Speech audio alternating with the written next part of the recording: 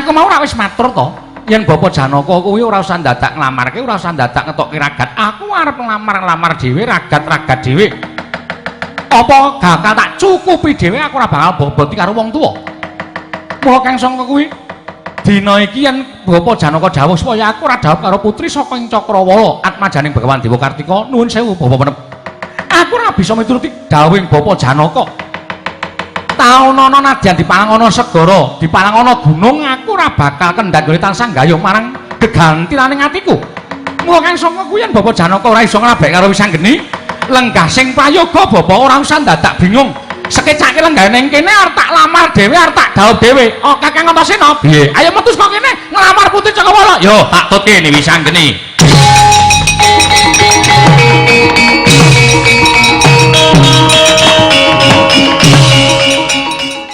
Dewa Kartika wis ora iso wangsulan. Aku mau wis diweling, welingane cekak aos. Cekak aos piye? Engko nek ana wong arep nglamar Dewi Kencana resmi, kok ketoke kae gumrubuk wong Kurawa tekan kene. Nek Patih Sengkuni engko tekan kene arep nglamar, dikekke. Tenan apa piye? Diwenehke, Mbah. Asli aku ora goro. Ning Simbah Dewa Kartika njaluk ijol ndas Patih sing ora kanggo.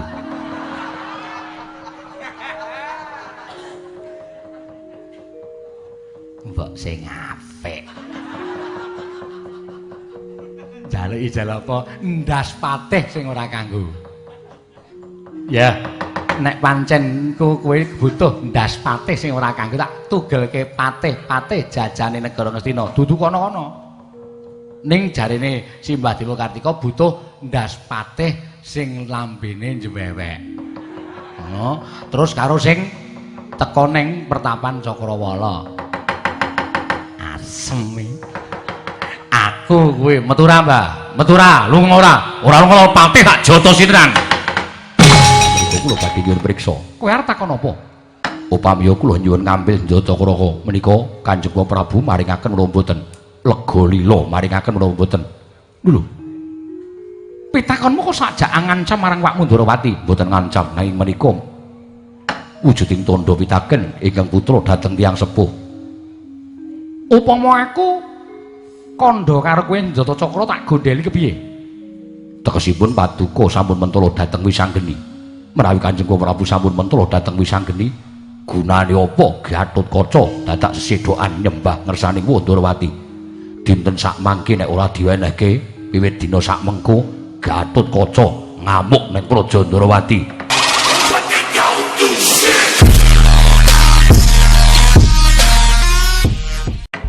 Didemajaning Pasewakan Agung sami midhangetaken pangandikanipun Brahmaning Sukalima Begawan Turna tuhu pandhita ingkang wicaksana wasis. Nalika semanten tinampi dening nata ing Ngamarta Prabu Darmakusuma melenggahi kanyut pinangka wardu kanyut ujane genter wadu jare wangeca nang durung abang durung manding dasaring pertala kasaru geger njaba apa to kang dadi darunane ora ana macan saka kerangke gajah medhot saka wandilan kejawi namung sawanipun putra ing Madukara satra ing Drepsila geni nenggih Bambang Wisanggeni ingkang nganti ingkang raka satra ing Randu Gumbala Bambang Antasena.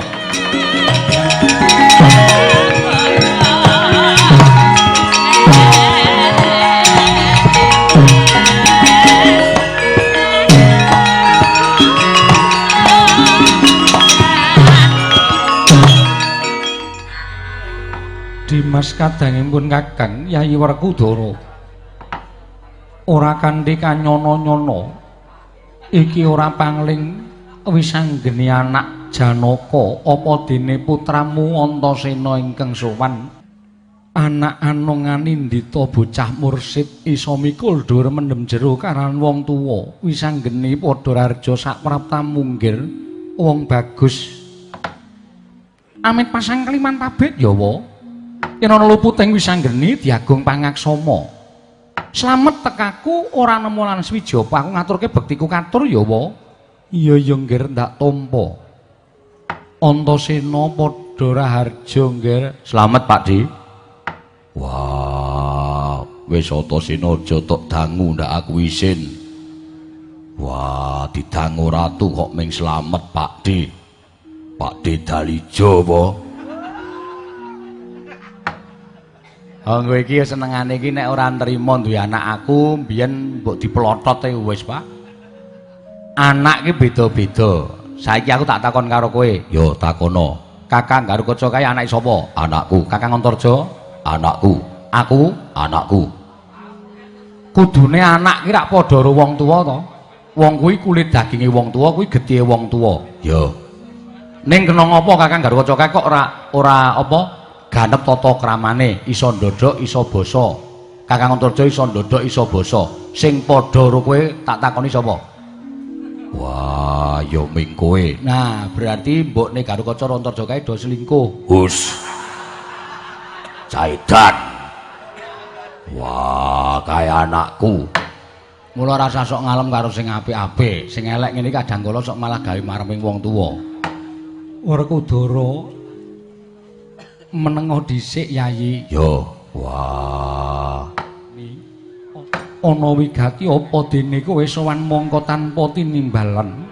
Apa pancen duwe perlu kelawan wakmu ing Ngamarta? Apa pancen duwe perlu kelawan wong atuwamu?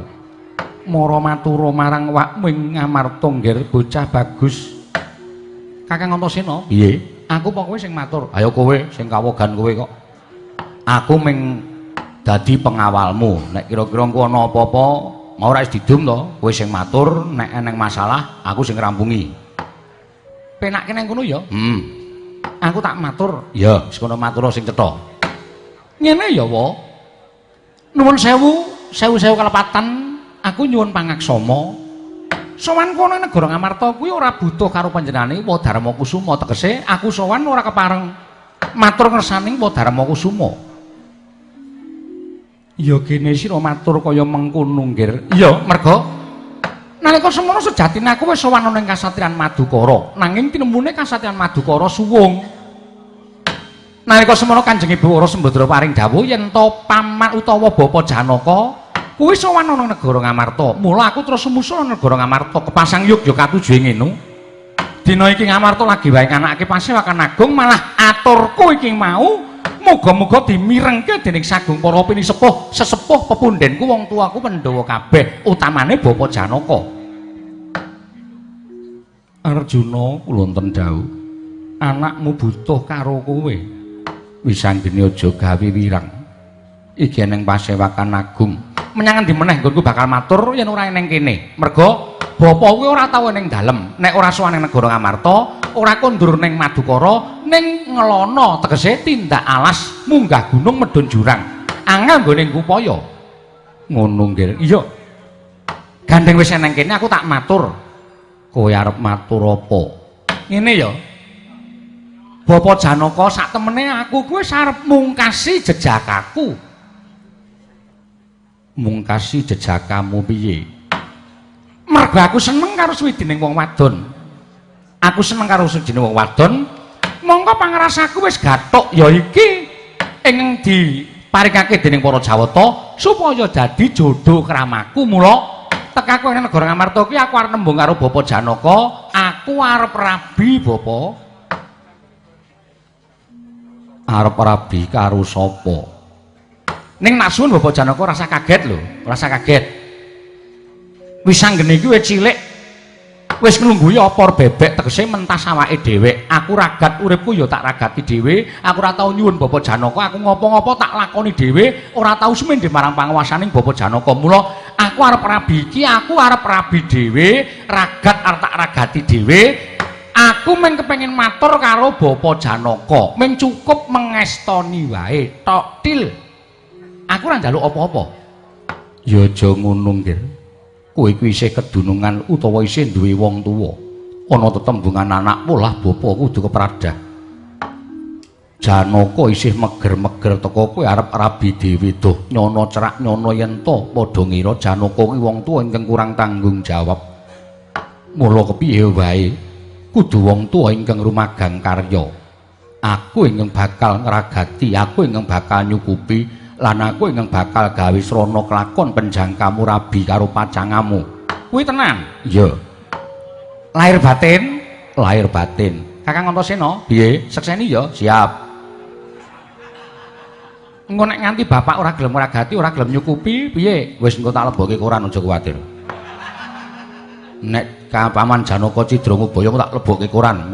Paman Janaka difoto terus mripate di strip ireng. Us. Anggepmu wong tuaku ki penjahat lho apa piye? Ayo wis ngoncati janji kok. Nekseni wae. Ya, tak sekseni. Nek pancen Bapa Janaka sagung ngragati sagung nyukupi aku seneng, aku marem. Tegese aku isih dianggep putra dening Bapa Janaka. Mesti wae kowe anakku. Sapa ing ngarani kowe dudu putra Madukara Wisanggeni? Kang mangkono bloko. Prasaja putri ngendi dadi pacangamu. Ora liya kejaba mung putri saka pertapan Cakrawala, anake Begawan Dewa Kartika sing jeneng Dewi Kencana Resmi. Mula kang saka kuwi aku lamarna, aku rabekna, aku cukupana gandeng Bapa Janaka wis ngerti calon pacangaku nggonku bakal tak jak urip bebarengan kuwi mau, Bapa. Wah, syukur.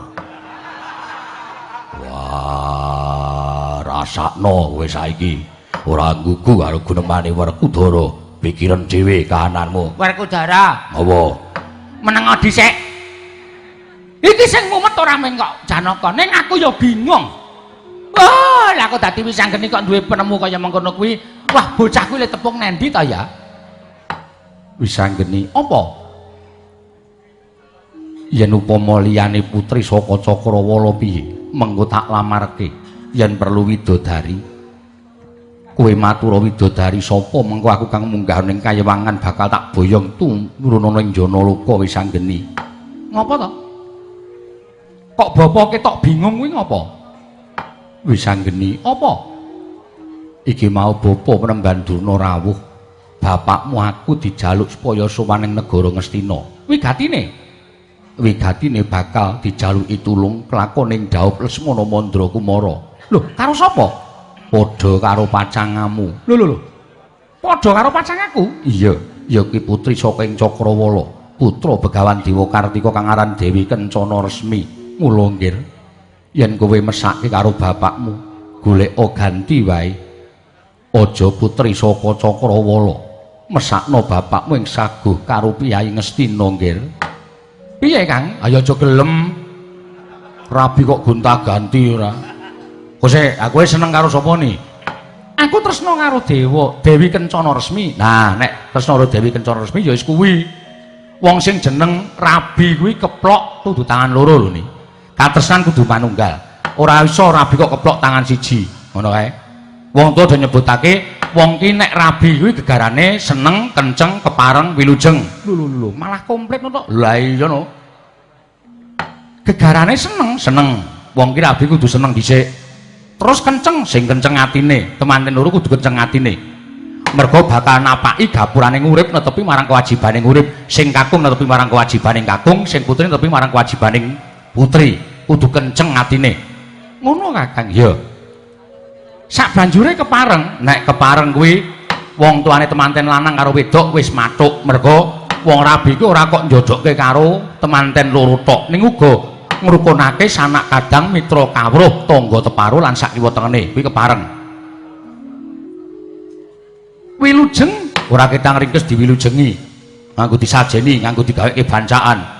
Nek sing wong ora duwe ya digaweke bancaan sing sak cilik-cilikan. Nek wong sing sugih ayo seneng-seneng nanggap toprak lho, nanggap wayang angguk lan sak piturute kuwi tumrap aku. Dadi nek wong wis duwe pacangan kok kon gonta-ganti, nek upama kowe gelem berarti kowe iki koceluk tenan. Nek kowe ora gelem, kowe netepi marang jiwa kasatriyanmu. Ah, Wisanggeni. Kowe milih ya, kowe tak kandhani wis ta. Sejatine Dewi Kencana Resmi kuwi ora patiya ayu. Merga kuwi wong gunung. Putrane Begawan Dewa Kartika, papane kuwi ana ing Pecrabaan dhuwur gunung, ana ing Pertapan Cakrawala. Oh. Kencana Resmi iki pancen ayu, ning sikile mlethek-mlethek. Aja gelem dijawab karo sikan. Kowe golek ganti, aja gelem jawab karo Kencana Resmi. Kowe milih ya, putri saka lima iki pirang-pirang tak kandhani. Wah, ayu-ayu. Tur ya kuning-kuning. Tur ya gemah ripah loh jinawi. Putri kok gemah ripah loh jinawi. Anu, lemah gemulai maksudnya.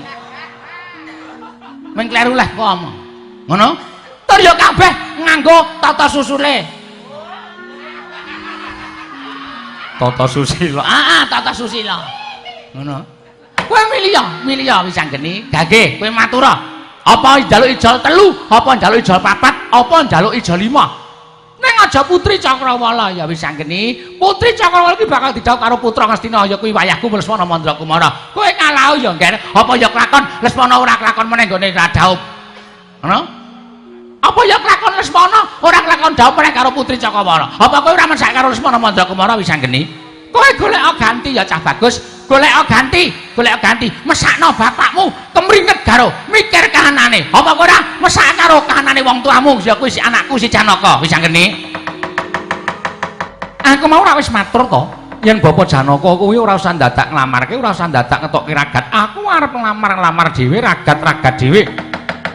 Apa bakal tak cukupi dhewe aku ora bakal boboti karo wong tuwa. Mula kang sangka kuwi dina iki yen Bapak Janaka dawuh supaya aku ora dawuh karo putri saka ing Cakrawala atmajaning Begawan Dewa Kartika. Nuwun sewu Bapak Penep. Aku ora bisa mituruti dawuhing Bapak Janaka. Taunana nadyan dipalang ana segara, dipalang ana gunung, aku ora bakal kendhat gone tansah gayuh marang gegantilaning atiku. Mula kang sanga kuwi yen Bapak Janaka ora iso nglabek karo wisanggeni, lenggah sing prayoga Bapak ora usah dadak bingung. Sekecake lenggah ning kene arep tak lamar dhewe, arep tak dawuh dhewe. Oh Kakang Antasena, piye? Ayo metu saka kene nglamar Putri Cakrawala. Yo, tak tutke ni wisanggeni.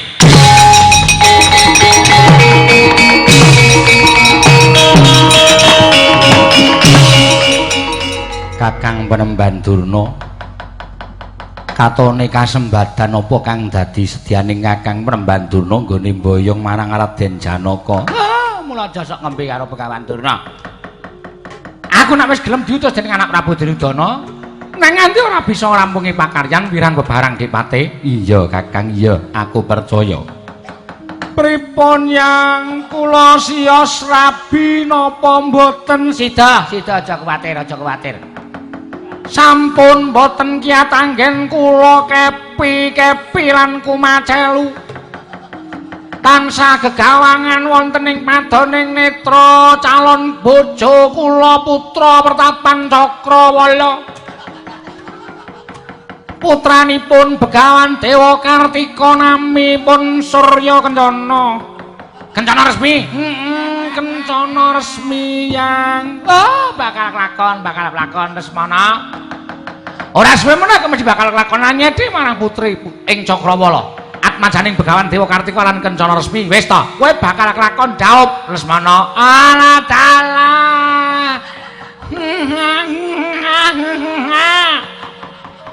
Guyu kok nganti kaya ngono. Saking remen kula. Ya. Benjang kula kalih sinten? Sawangen. Pamanmu Madukara wis tekan kene. Iki sing bakal nglamar karo Kencana resmi. Wo lah blai. Lho. Blai piye Lesmana? Malah kuwatir manah kula mengke gek-gek Kencana resmi pindah ke lain hati. Karepmu remen kalih paman Janaka, lah kula kujur. Janaka ora duwe karep dadi garwa marang Kencana resmi. Ning mligi bakal nindakake wajib nglamarake kowe supaya kowe kelakon dhaup Lesmana. Estu nggih Yang. Tenan. Wah. Remen kula. Sesuk kula nek dadi manten mboten sah nganggo klambi. Lho. Ora nganggo klambi piye? Nika lho sing ngangge kupluk. Terus jarike dicangking-cangking. Kae jenenge cara kraton basahan ngono kae. Nah, ning mboten digebyur. Ora basahan ki ora digebyur kuwi cara kraton jenenge basahan ngono kae. Nah, ngonten nika. Terus Kencana resmi kula gendong teng pundak, kula jak mlaku. Wis sakarepmu. Mangke terus remen-remen nggih Yang. Sak penjalukmu dituruti dening anak Prabu Duryudana wong tuamu dhewe. Kowe njaluk seneng-seneng cara apa? Wayangan apa ketoprakan apa nanggap kesenian kabudayan negara Ngastina sing adiluhung? Amang. Kula pengen elektron. Penyanyine sing akeh. tur sing roke cendi. Ah, lah wis kowe iki kepiye to, Ngger? Wong kowe iki wong budaya kok malah kaya ngono. Nggih, yang pokokipun kula kelakon daup, mesti kelakon. Wis Ngger ditatak-tatake atine. Ora suwe meneh kuwi mesti kelakon daup karo Dewi Kencana Resmi merga wis ana rawuhe Raden Janaka. Nggih, yang patih matur suwun Yang Durna. Ya, pada. Sak banjure piye Kakang? Nggih, sak lajengipun kados pundi Yang Dipatih? Sampeyan dhisik ana laku lumarep wonten ing Pertapan Cakrawala. Mergi niki enten bab sing mutawatiri. Mutawatiri pripun? Niki mau kula tekan negara Ngamarta, lagi wae nanti karo Janaka tekane wisanggeni kali Antasena. Monggo wisanggeni ya kepengin dhaup karo Dewi Kencana Resmi saking Pertapan Cakrawala. Nah, sampun ngantos keruminan wisanggeni kali Antasena kudune sampean luwih dhisik lakune prapta wonten Pertapan Cakrawala nglamar kampun Kencana Resmi. Monggo mundhak kedhisikan bocah loro sing kurang nika kala wau. Oh nggih. Nah ngaten kula dhisiki laku sampeyan kalih wayah kula Lesmana Mandrakumara menapa dene Raden Janaka mangke sumusul dhateng lampahipun para Kurawa. Nggih, nek kira-kira Pendhita Cakrawala jenenge Begawan Dewa Kartika nggondheli anake. Oh, ampun wigih ringa-ringa. Pertakan Cakrawala diobong paman beto rek mboten. Beto nggih. Beto, sampun beto. Nek mboten kula sambuti.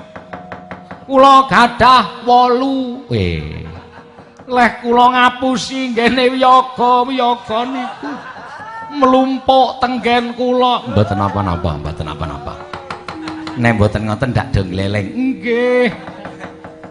Mengreke kok marahi gleleng.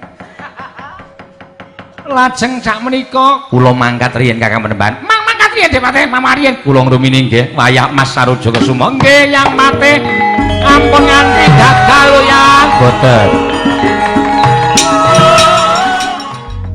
Kakang Antasena, piye niki? gumun setahun jenggleng serendeng. Lah kok tinemune nggon arep nyuwun pangestu karo Kanjeng Rama Madukara. Kanjeng Rama ora ndombani marang aku nanging malah ndombani manten saka Ngastina. Nek tumrap aku iki dadi pamecut tumraping kowe. Pamecut piye? Sing ngalap Kencana Resmi anak Begawan Dewa Kartika ora mung kowe tok ning uga Lesmana Mandrakumara. Saiki ngene. Kowe niat tenan ora Rabi? Lho, niat no. Nek niat mangkat tekan Pertapan Cakrawala. Mengko nek mengeneng Kurawa sing dadi pepalange utawa Lesmana Mandrakumara sing dadi pepalangmu kowe wani ra gelut rebutan wong wedok? Wani. Bagus, kowe engko tak du karo Lesmana, aku ngajar Kurawa. Ngono ya Kakang? Wis sandung gawe. Mengko nek lakon aku dhaup terus sing dadi wong tuaku sapa? Aku, ora usah kuwatir to. Wong kowe ora iso tanda tangan kok. Acap jempol sikil ngecap bathukmu apa piye? Lho ngono iki rak nesu to. Aku ki wis rono rene wae karo kowe setok paido. Pokoke engko wakile aku, seksine aku, nek engko naipe ra gelem ngijabe jotosane. Lho. Sapa-sapa karo tok jotosi, men mendem kok. Lho. Sak karepku pokoke. Kowe iki satriyaning praja ora kena kaya ngono, Kakang. Ora, aku minjem ngomong goroh kok padake ora.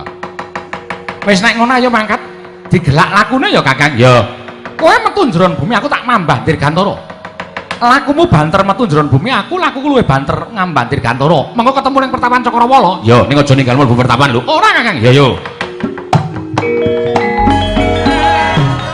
Madyaning Pertapan Cakrawala. Mapan wonten lengking gunung manghayat rumambat margi nganjuk madyaning Pertapan tinanduran wreksa ageng urup bebanjengan madyaning pinggiring marga satemaka tingali dum jroning Pertapan Cakrawala sinten ing lenggah madyaning pecrabaan angrengganing Pertapan menika ta warnane pandhita ingkang sampun keladuk yuswa peparap Sang Begawan Dewa Kartika Sang Topo Begawan Dewa Kartika pandhita buntas karo sidik paning kaetu sabarang pangandikane dadi pawimbuhan kasinungan ngelmu kadigdayan kanuragan sekti kalintang jayaning perang mila dadalan mokal katasan jaring para cantrik mangyu jejanggan indung-indung ulu guntung ing samya mangarsa ngersaning Sang Wiku Debya anajep ngelmuning Sang Penemban parandening mangke datan wonten cantrik ingkang cinaket ngersaning Sang Wiku nedeng lenggah madening pecrabakan kejawianmu sowanipun Alendra ing Traju Tresna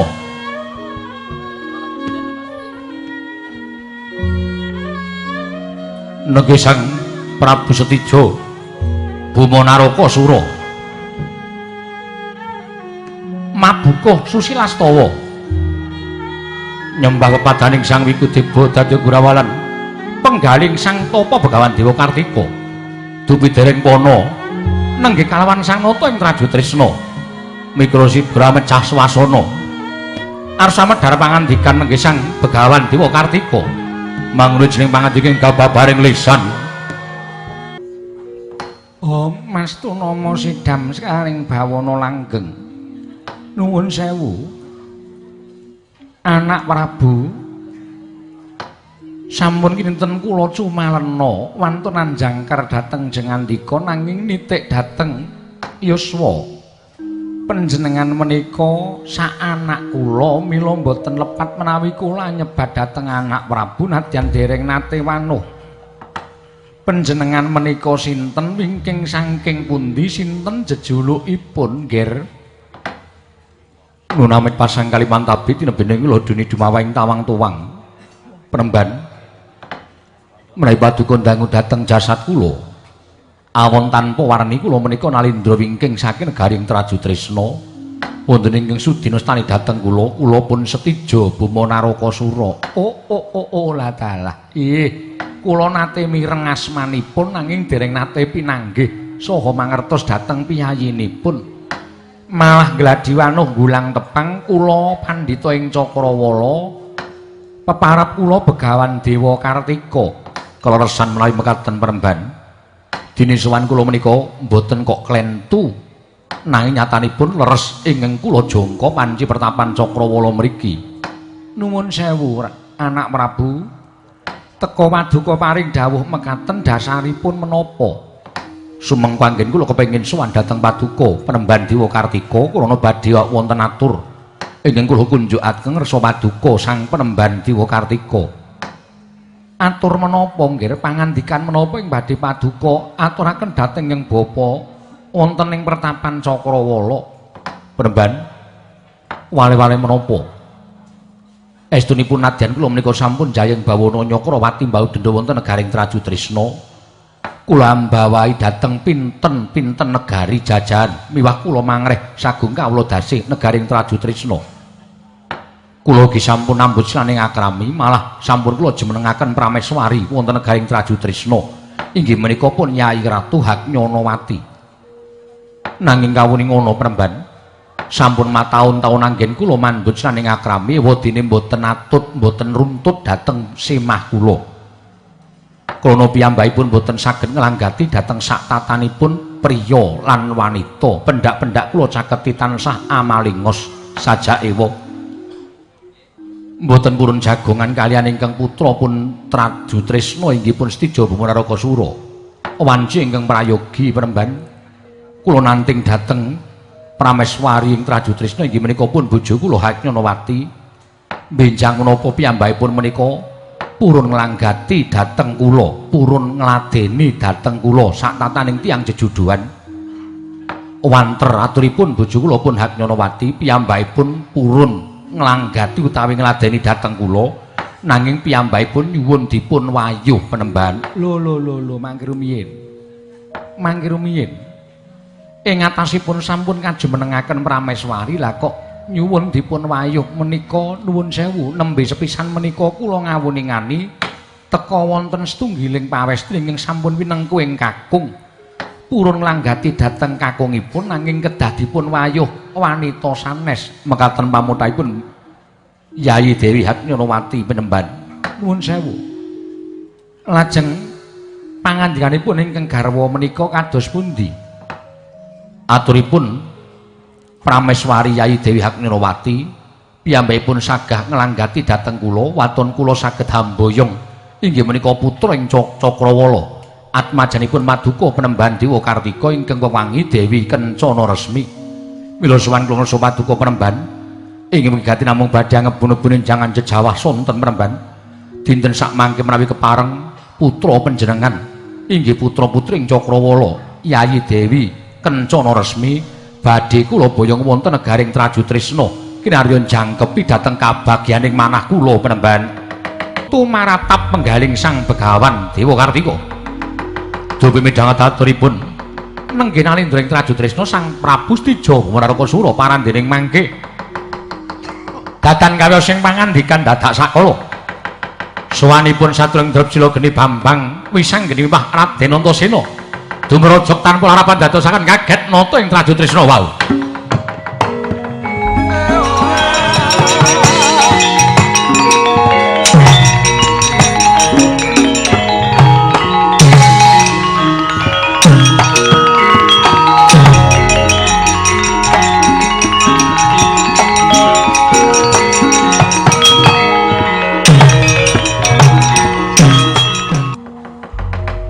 Sewu damel kaget raos sing manahipun tiyang sepuh wonten lancur muda tumaruna ingkang rawuh wonten ing pertapan Cakrawala menika sinten nuwun sewu Penembahan yen Penembahan nyuwun priksa karo aku sapa ditepungake aku satring Drapsila Geni jenengku Wisanggeni Penembahan oh Raden Wisanggeni menika niki to priyayine lho wis tau krungu jenengku?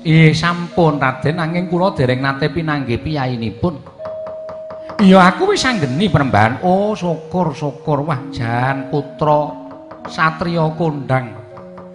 Atmajaning Raden Janaka menawi mboten klintu lho. Iya bener. Lah pancen baguse padha karo bapakne. Ingkang wingking sinten? Kira-kira ngerti aku ra Yuni? Mbuh. Mula kowe prasaja jenengmu sapa ngono? Yen Penembahan tamkon karo aku jenengku Antasena Penembahan. Oh, Raden Antasena. Iya, Penembahan. Kang masipun Wisanggeni? Heeh, kakangne Wisanggeni. Menapa inggih putranipun Raden Janaka? Waduh, bapakku ora teka kondhang nih. Ya wis diterima-terimake bapakku lananging jagat lan curing bawana. Ya wis apa anane wae. Aku kakangne Wisanggeni ning aku ora setunggal Rama Ibu, Mbah. Loh, mboten tunggal tiyang sepuh ora. Lah putranipun aku anake Raden Werkudara. Anake Raden Werkudara kula nate mireng malah pasuryanipun nate sumerep Raden. Wo lha apa? Bapakku yo gleleng. Lah iya, wah jan aku awak dhewe iki anake cah gleleng-gleleng yen ya. Wonten menapa Raden dene jeng ngandika rawuh wonten ing mapan mriki? Kosek Penembahan. Iki rak Kakang Boma to? Iya, Yayi Wisanggeni. Lho, kok wis nang kene? Ya wis sawetara wektu. Lah syukur. Slamet. Yayi Wisanggeni. Slamet, Kang, slamet. Lho iki rak Kakang Bombay to? Boma. Heeh, Boma to? Iya, Dimas Antasena. Slamet, Kang. Iya, pangestune Dimas Antasena slamet. Nggonku suwana ning Cakrawala. Iya syukur. Ketoke kok ya arep padha karo kowe nih ketoke iki. Dadi saingamu ana 3. Ora apa-apa, ora wedi aku. Arep saing aku pirang-pirang aku ora wedi mergo aku nekat kepengin rabi karo putrane Penembahan iki. Oh, pengin rabi kalian anak kula to. Waduh, malah krungu lho. Aku cerewet wae kok. Oh, kowe senengane ngono kuwi to. Kakangne dinekke cerewet-cerewetke ora. Mula menengo to, kowe iki ming pengawale kok rame lho. Purbawasesa ki ning aku. Oh iya. Sowanku mrene iki arep ngebun-ebun esuk jejawah sore Penembahan. Kula sampun ngertos panjenengan sampun rerasanan badhe kepengin dhawuh anak-anak kula ora ngaten to menika. Iya. Prasaja wae aku panduk beda ring atresnan kelawan atmajamu Dewi Kencana Resmi. Mula Penembahan nyuwun bebana apa, pepanggil apa, reruba sing kepiye ngendika.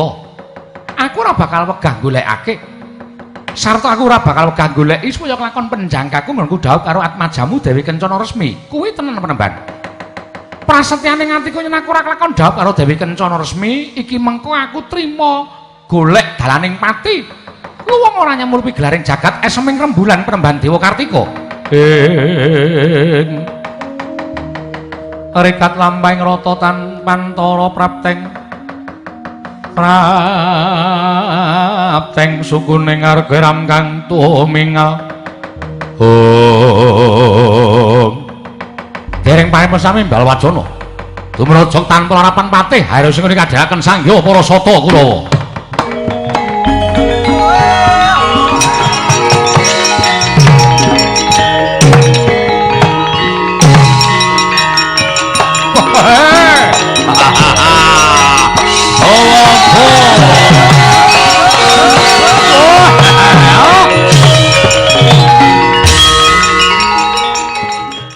Menika sinten mlebet pertapan kok jejogetan.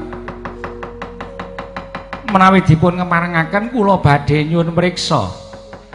Penemban yen kowe durung tepung karo aku ditepungake wae pangkatku patih.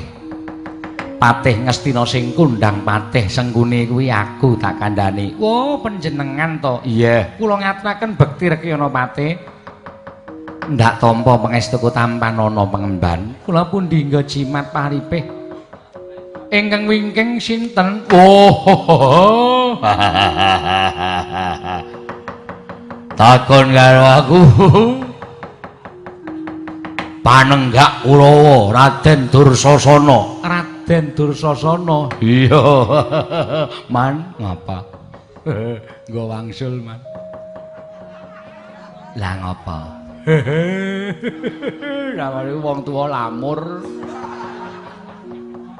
Lah piye ta? Mang delok nggih teng wingkinge Penemban Dewa Kartika. Enten Wisanggeni, enten Prabu Buma Narakasura. Enten Caidan Antasena. Awi wangsul. Ngapa mulai? Hari mungkin sampean maksa kula dawuh karo Dewi Kencana Resmi dobrak-abrik karo gentone mburi dhewe niku. Pun yakin niku mbok sumpah niku tenan. Sampeyan nembung Dewi Kencana Resmi niku do tekan mriki niku ya do kepencut karo Kencana Resmi dadi sing alam niku mboten kok Lesmana tok. Ning Lembu Wisanggeni Antasena niku do jatuh cinta. Ketara do tekan mriki niki mengke kriwikan dadi grojogan geguyon dadi tangisan menengo. Iso meneng ora kowe? Tak uruse perkara Kurawa ki mung perang ngono wae. Perkara iki engko tak uruse rembuke. Wah, penak wae wing paitan cangkem. Sing temandang perang niku sing lara. Ayo mulih. Nelpon Gojek mawon mulih. Warna-warna ora. Das pundi kreke ana mate Penemban ngene. Aku tak kandha karo kowe ya. Ngene nggih. Bener kowe kang peparap Begawan Dewa Kartika. Inggih mboten wonten kalih kula Dewa Kartika. Nek ngono anakmu jenenge Dewi Kencana Resmi. Inggih Gusti Patih.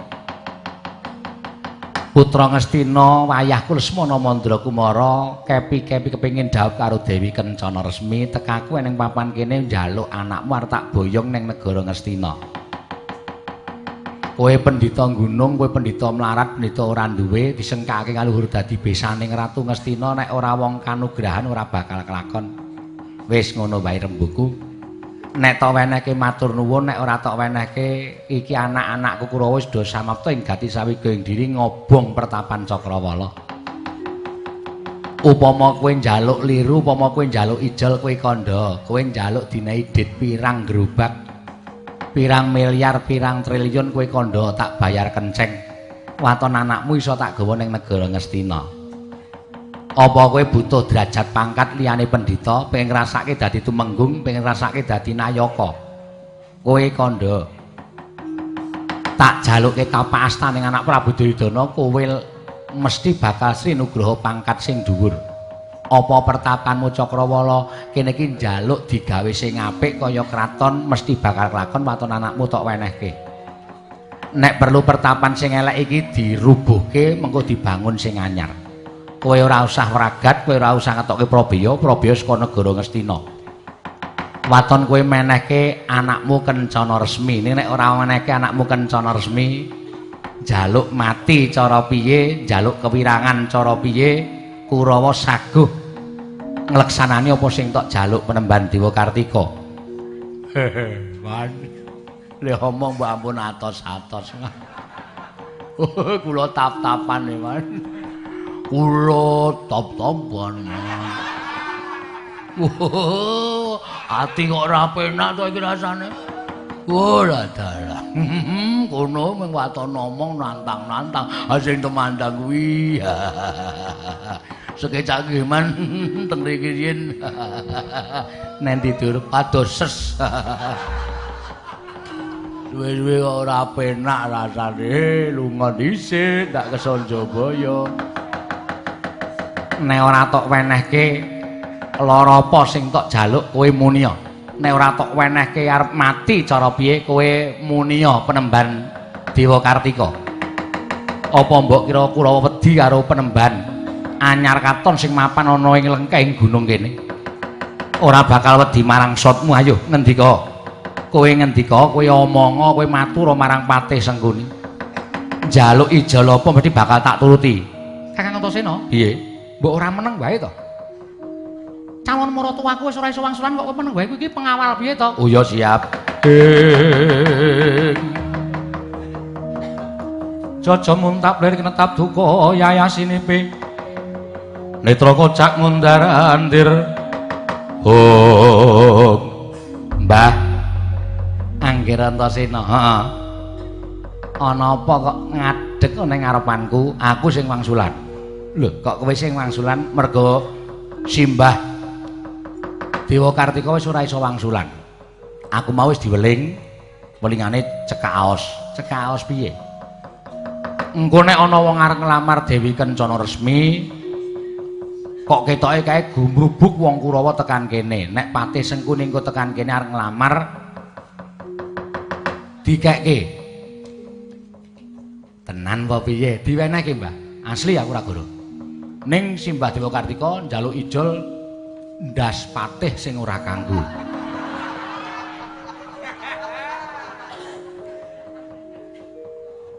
Mbok sing apik.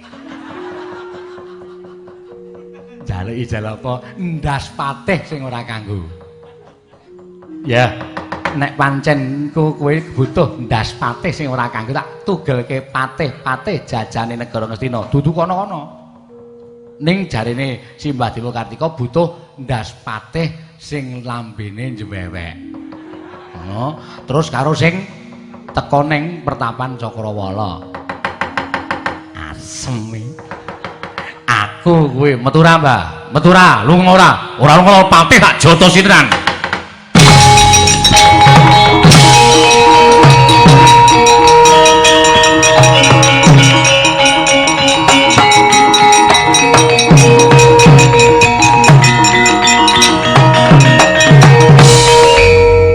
Wis beres nih, beres piye? Lah ya wis tak lungake kok. Lho, kowe iki ora kok nglungake ning kowe mbibiti perkara. Kowe mbibiti perkara. Aku rak mung kandha karo kowe mbok diwangsuli. Lah kok malah tok tantang.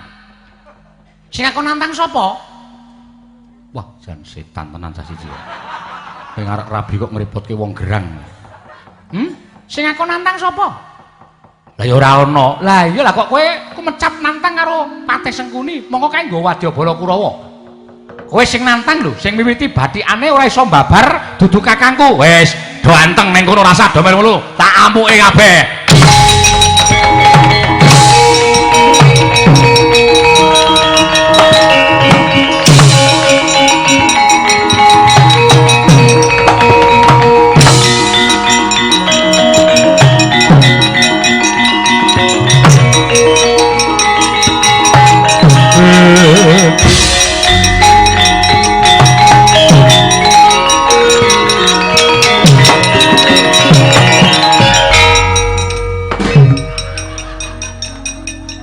Napa?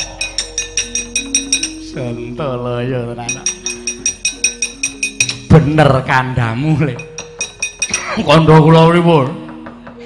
Antasena sing wangsulan karo aku ning omongane nyelekit. Pripun kula kok ora krungu. Nyelekit pripun? Kencana resmi jarene arep diwenehke karo Kurawa ning Begawan Dewa Kartika njaluk ijol ndas patih. Sing muni ngoten Antasena. Cangkeme. Ana wong tuwa kering kewinangan kok le bengok sak kayang. Aku lho nek krungu pun kula potel teng ngarep kula wau kok. Dengkulmu melocot kuwi ora. Syukur dandane kok ngayal. Sampeyan kudu menggawa Kurawa nglelengi ra jamak-jamak wong Kurawa niku nek gelut ra tau menang. Ndekno wah. Njaluk ijol apa? Njaluk ijol dhuwit ora wong kono kok temangumuki dhuwit sampeyan niku sing ngawula karo dhuwit. Nek Pendhita Dewa Kartika niku ora tau ngawula karo dhuwit, apa melih wis anggeni Antasena niku nek jeneng karo dhuwit niku sirikan, malah dikeki karo wong sing ora duwe niku. Wah kok mangsumbane kaya ngoten mula-mula. Etok-etok golek udut. Ning jane minggat. Wedi kok kula jujur mawon wedi kok. Niku bejo sampean ping diwangsuli nek terus pres sampean diantil kula diantil. Lah ya cilaka to. Terus pripun? Maju. Omoh. Koplinge rusak. Kowe rasa dadak ngelucu to, engko gara-gara wae. Ki wektune wis mepet tak kandhane. Ndang ceket-ceket Kartomarma kon maju. Nggih, kula ken maju ning kula mboten lho. Ra ketang sedaya. Kula mboten pokoke main Kartomarma sak kancane.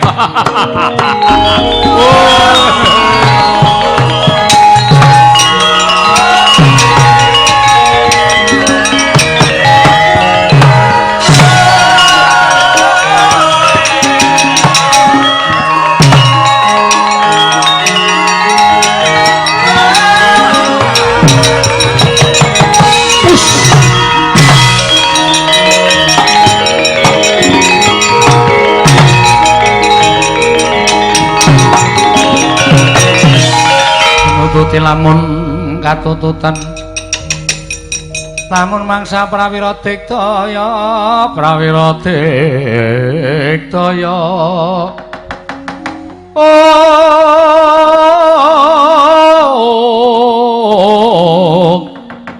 ora nanggono magawe klarira wang-wang temu wong tuwa sikil duncalke kowe rene arep ngopo ngelabrak kowe. Ayo rasa dadak omong-omongan. Bres-bres ngono wae. Wani ngrasani karo Paman Patih Haryo Sengguni. Aja kok ngrasani, kon ngajar makmu cilik aku. Doyan tak kandhan. Patih cangkeme elek kok. Sepelek. Ya arep ngopo Pakdi? Ora menehke kencana resmi tak kendharat dening wong tuwa. Ayo nek pancen Pakdi iso ngalahke Antasena jajal. Ning nek kowe tetep maju ngrenggalake Antasena aku ora tanggung nek Pakdi Kurawa do keweangan karo Antasena iki berganing patimu.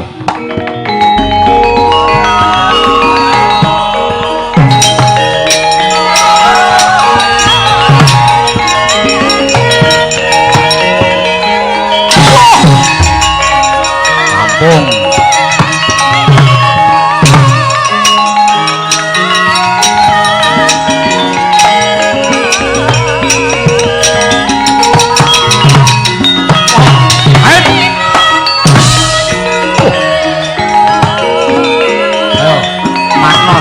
Jenderal Pakdi. Ayo ketokno kasektenmu.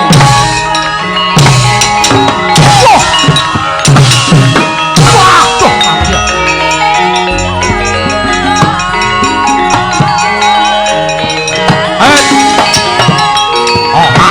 Mati. Wah. Aduh, atas weh.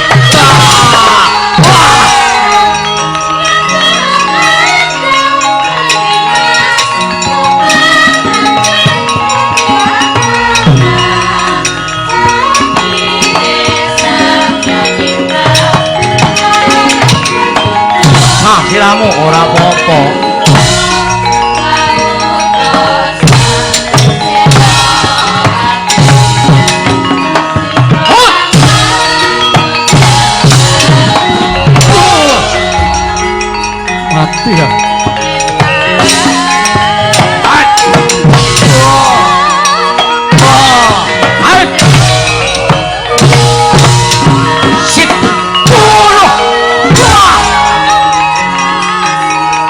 mati. Ayo.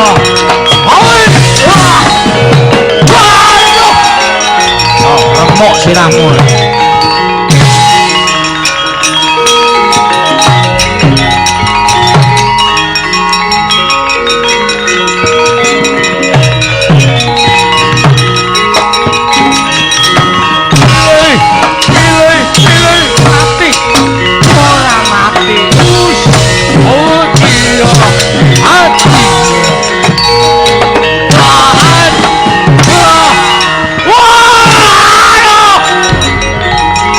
Amok kabeh.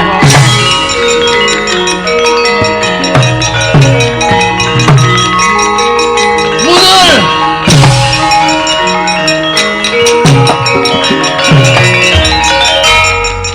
Wah, iki meneh. Men marai selilit. Selilit bathukmu kuwi. Pakde Durmagati. Areng apa? Nglablak kowe. Kartomarma sing wong genep kalah karo aku. Swatama sing digonggongke karo Begawan Durna kalah karo aku. Ha kok kowe? Oh, celeng. Ngece kalau aku kowe. Ora jeneng ngece karo ngopo? Sing penting nyatane, Dul. Ayo. Nek pancenar nantang Antasena, kowe ngejak piye? Iki tangan tengen jalatan. Tangan kiwa lumah sakit. Jajal. Aku tok pengen nang jaratan. Ungano jajamu. Nyo.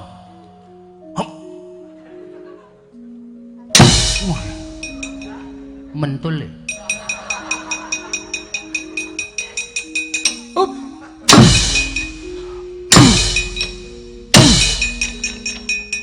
Lolo lah.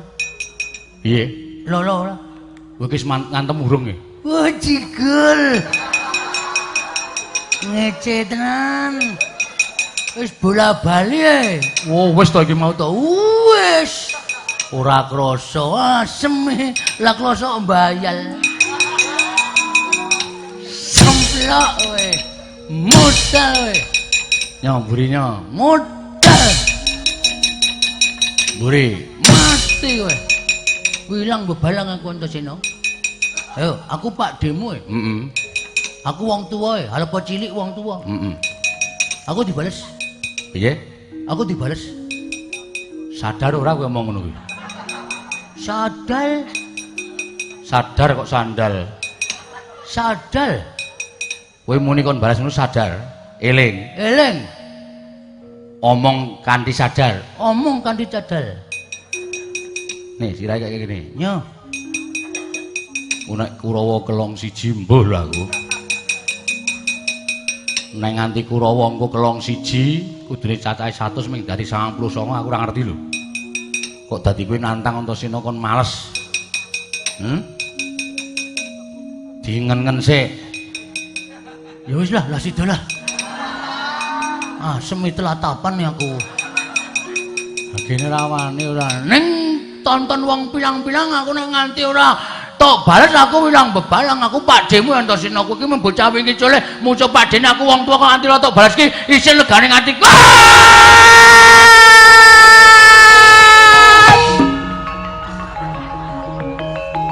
Waduh. Waduh.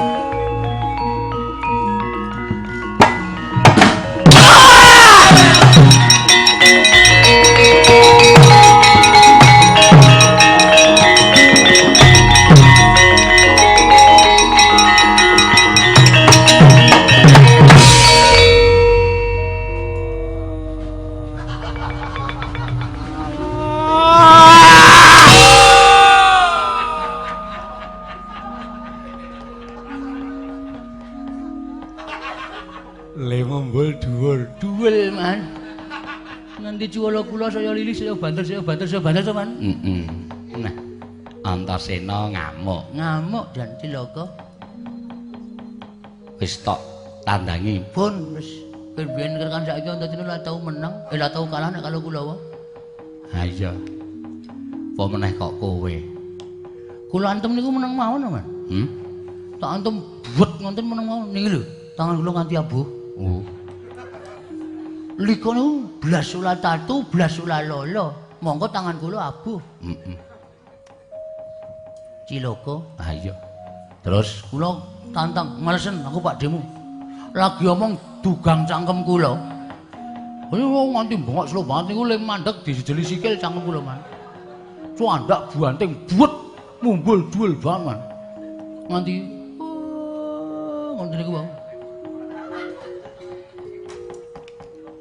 Cit, Ten melek. melek man. Arep maju ora? Ampun gone wae. Isih maju ora? Maju no. Nek maju nggawa gawan sisan. Nun. Nggawa gawan sisan. Gapan. Heeh. Ran duwe. Lho, ah sak-sake nyiletheke sapa-sapa kuwi. Saiki ya, Nun. nano-nano tak buandem boto mudar.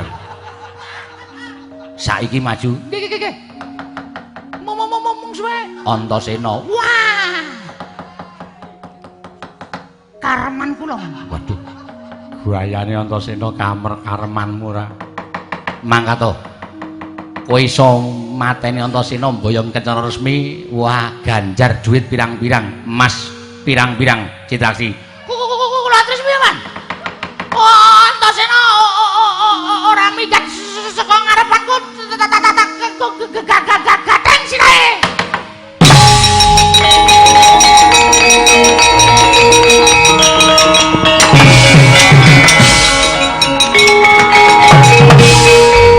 Setan tenan. Apa memper patih kok dilumpati sirahe. Pancen Citraksi iki wong randi tatanan kok. Ngati-ati lho, Cit, ngati-ati le. Menang gedhe bebanane, Cit.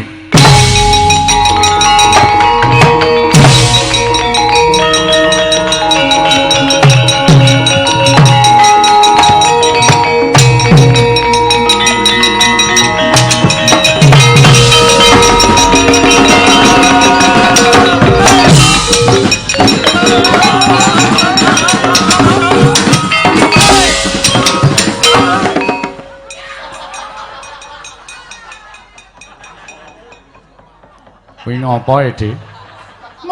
Tentang. Kleru. Mau repot banget. Mripate abang. Wis klebon segelas. Oh. Mulane kendel. Aku nak wis ngombe anggur karo sapa-sapa ora wedi. Oh iya. Nek ra entuk musuh bojoku tak jotosi. Oh. Edan tenan. Wong kok kaya ngono lho. Lha iya. Heeh. Terus rene arep ngopo? Dawuh paman papate Sengkuni, aku kan kon nglabrak kowe. Nglabrak aku. Wani po? Ora. Lah kok tekan kene? Lah go wangun-wangun kok ya. Go wangun-wangun. Oh. Mengko aku ndak didukani paiman. Paman pate Sengkuni. Ha terus ngopo nang kene? Jagongan ya ora apik. Ngene. Apike kowe karo aku beban ketok nyambut gawe perang ning entok-entokan. Etok-etokan. Oh iya, etok-etokan. Heeh, men aku dikira nyambut gawe. Iya. Tantangan ya. Tantangan beben Sengkuni krungu. Oh iya. Antasena. Rada seru men Sengkuni krungu. Ya. Piye Pak De Citraksi? Wedan. Kok ora gelem mundur menake Dewi Jati Kencana? Anu Kencana Resmi? Ora. Kendarat tangane Citraksi gagang siramu. Maju legane ngono. Iki mergane patimu. Nggo gamelan ra? Rasah. Bendoleren. Oh iya. Etok-etokan lho. Heeh. Ora ngantem tenan. Oh iya. Waduh, waduh.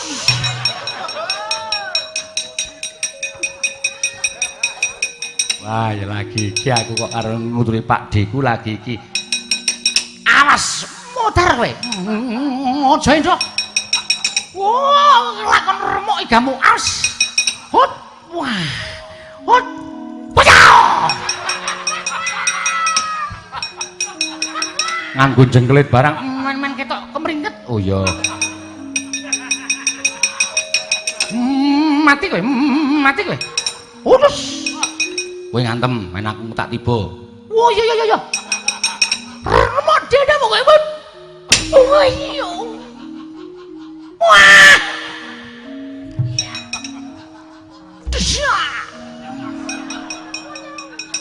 Sandak. Umbul kowe. Nek ra kuat rasa. Aku melu ngumbul e. Ora kuat kok senengane ora. Yes. Wela. Ora kaya sak gedhakan iki kok Citra iki kok gleleng men. Kok wani Rontasena. Weh, nek ra nonton wis ora. Hot. Keseran. Oh ya ora ngerti kok. Aku mau nak kaya ngono kok. Kok kowe keseran. Ya. Waduh.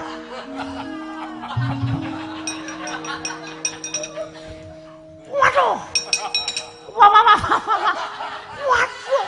Edian. Hot. What? Wah. Waduh. Ciegal. Ciandak sirai set. Antem kesio. Wah. Hop.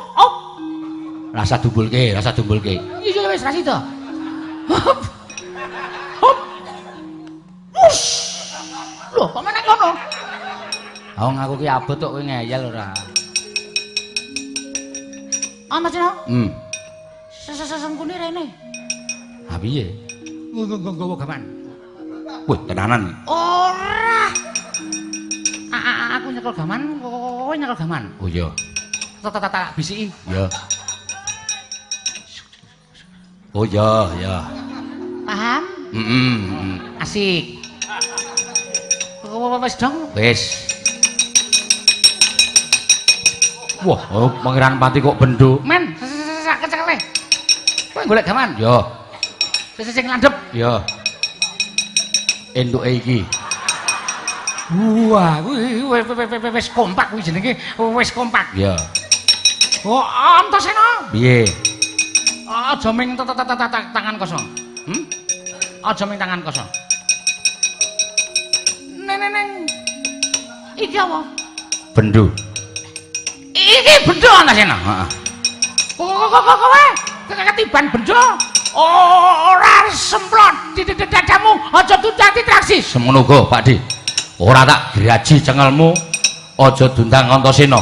Wah, wani tenan. Sing tawet dene apa? Iki merkane batu. Remuk ae kamu. Wah, ayo, gapres Antasena.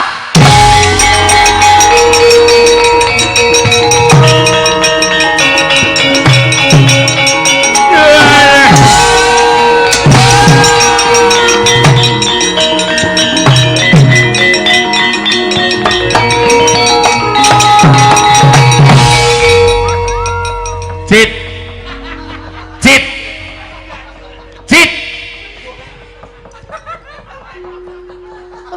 Piye? Ora, aku tak takon, jane aku ki apamu to? Mama Cilek. Aku nggledak dikepruk karo Antasena kok kaya ana sikil ning ngendas. Mak diel ngono. Niki wau sampean nibani kula, Man. Ngribeti sikil kula. Oh. Kula ora ngerti nek niku sirah sampean terus kula tungtak. Tak kira nek Kambil dasmu kuwi. Sirah patih padake kambil ora. Sorry. Karang kesusu ya. Kowe mau perang ora? Apa perang no? Oh, wong tua katarak. Genah perang rame banget kok padake ora perang rumangsane ora. Kurawa dibiyuki Bathang Sayuta, krubut le, krubut.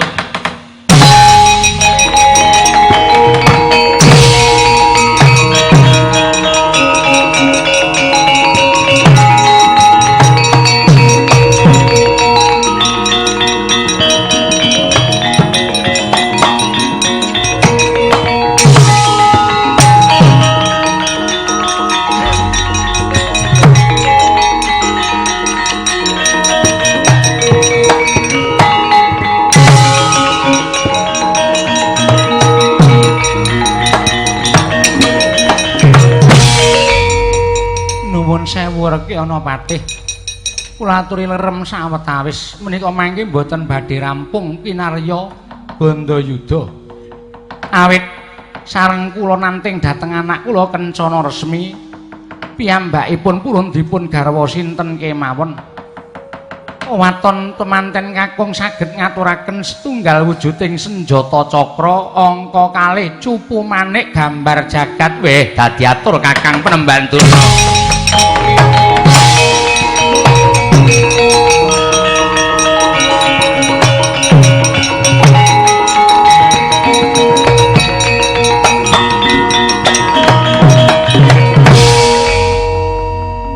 Rama Penemban. Dawuh pangandika paduka menika kagem para Sata Kurawa menapa kagem sedaya ingkang badhe anggayuh ingkang putra Dewi Kencana Resmi. Sinuwun Bama, kula menika tiyang sepuh mboten kenging mbancindhe mban siladan. Pokokipun kula matur sinten kemawon ingkang saged mboyong senjata cakra kaliyan wujuding cupu manik gambar jagat menika ingkang badhe amengku garwa anak kula Kencana Resmi. Nyuwun pamit Penemban.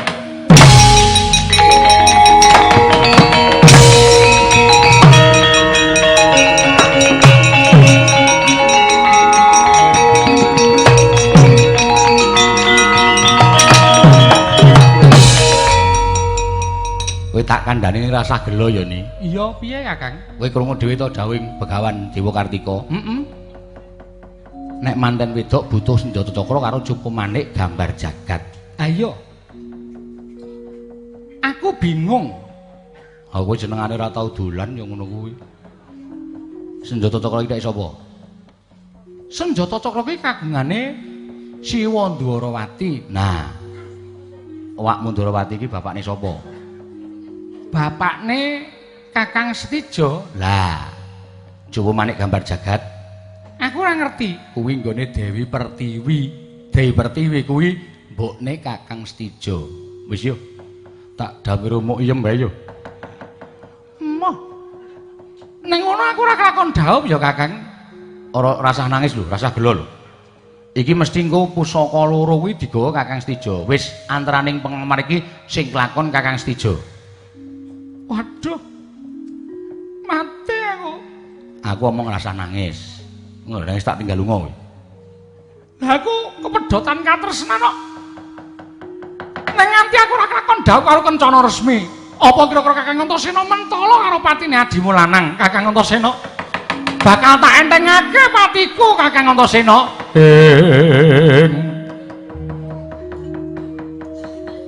Tan samar pamoring sukma, sukma sinukmaya. Sinumaya winaya wing ngasepi.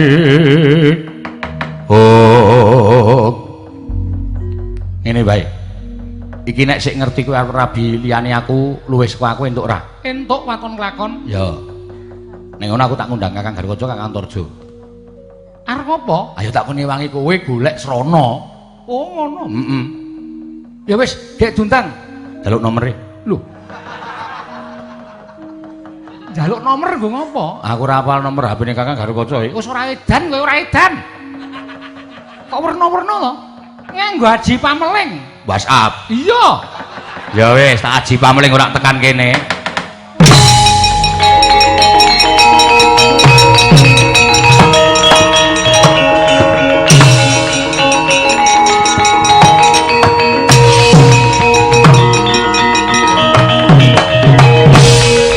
Antasena ki ngakune digdaya ning jebul ora nyata. Ora nyata.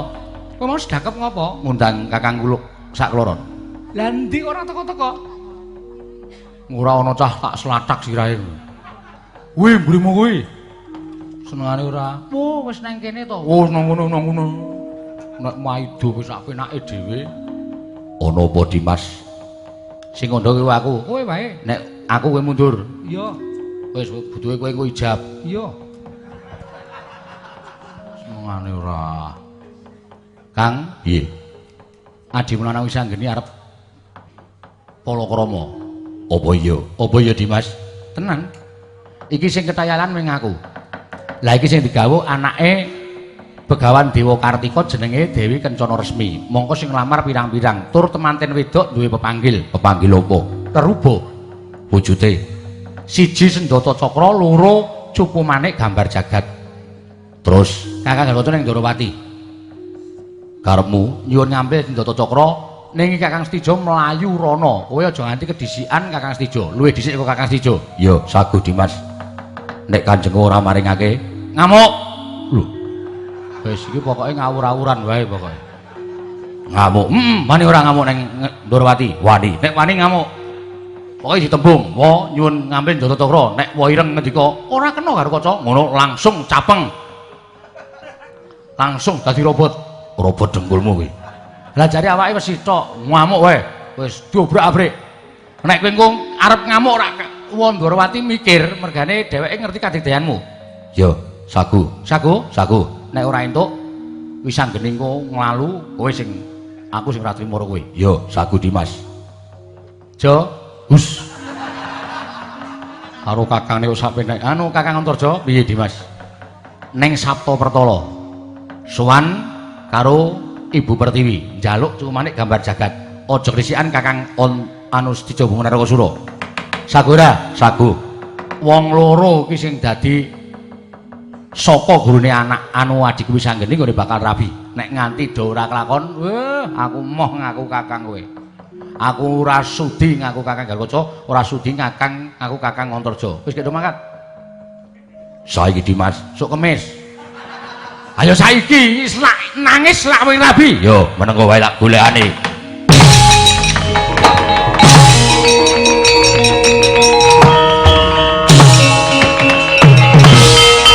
Ye, sukses to. Iya, Kakang. Ayo guyu sik, guyu sik. Guyu sik rasa sedih, guyu sik. Ora usah. Ora usah ya, Kang, bali Kang. Iya, tak guyu ta. Edan kowe. Seneng atiku Kakang. Ayo guyu sik. Ya, ngono kuwi dadi atine Kakang niki seneng. Kok lenjur mecucu sedih raine abang. Arep ora kalkon rabi kok. Wis yo diteni kene. Wis karo ndonga muga-muga kowe kelakon. Iya Kakang. Yo diteni nggon sing ya kono Wisanggeni. Iya Kakang Antasena.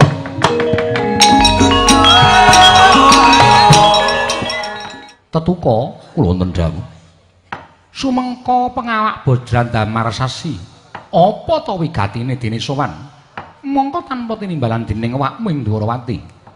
sewu-sewu kalapatanipun ingkang putra ing pringgutani Tadah Wadana Oh Prabu sumengko anggen kula sowan ngabiyantara ngersanipun Prabu menika istunipun namung minangka dados duta wakilipun kadang kula inggih minipun Yayi Wisanggeni ing Drepsila Geni lho Wisanggeni kok kongkonan karo wong tuwa kasinggihan mekaten jalaran menapa Prabu boten mangertos pekabaran bilih kalenggan mangke kadang kula inggih Yayi Wisanggeni sampun badhe nyaketi dhateng mungkasi jejakanipun tegesipun badhe palakrama lho Wisanggeni bakal palakrama kasinggihan mekaten kok sik to yen Wisanggeni bakal palakrama banjur caron temanten ing putri saka ngendi saking pertapan Cakrawala atmajanipun Begawan Dewa Kartika nami Dewi Kencana Resmi pertapan Cakrawala anake Dewa Kartika jenenge Kencana Resmi kasinggihan mekaten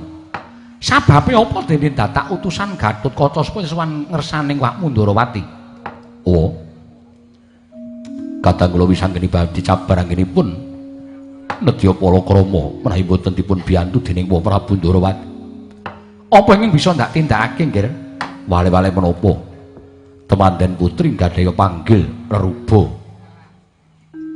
inggih menika temanden kakung kedah saged nyaosaken wujudipun senjata cakra monggo ingkang kagungan senjata cakra menika namung paduka Prabu Ndorowati Mila sowan kula wonten sanipun Kanjeng Prabu Ndrawati wonten suka lilaning penggalih wonten mulunging penggalih paduka Prabu maringaken ngampel mampil wujuding senjata cakra badhe kula boyong kinarya panggil panyuwuning temanten putri saking pertapan Cakrawala. Kosek to Gatotkaca kula wonten dawuh rumangsamu senjata cakra kuwi barang dolanan apa piye? Pusaka senjata cakra kuwi pamunahing satru sekti ora saben wong bisa lan kuat nggawa wujuding senjata cakra. Lah kok dadi wisanggeni bakal nyuwun ngambil wujuding senjata cakra ora to? Aku tak takon.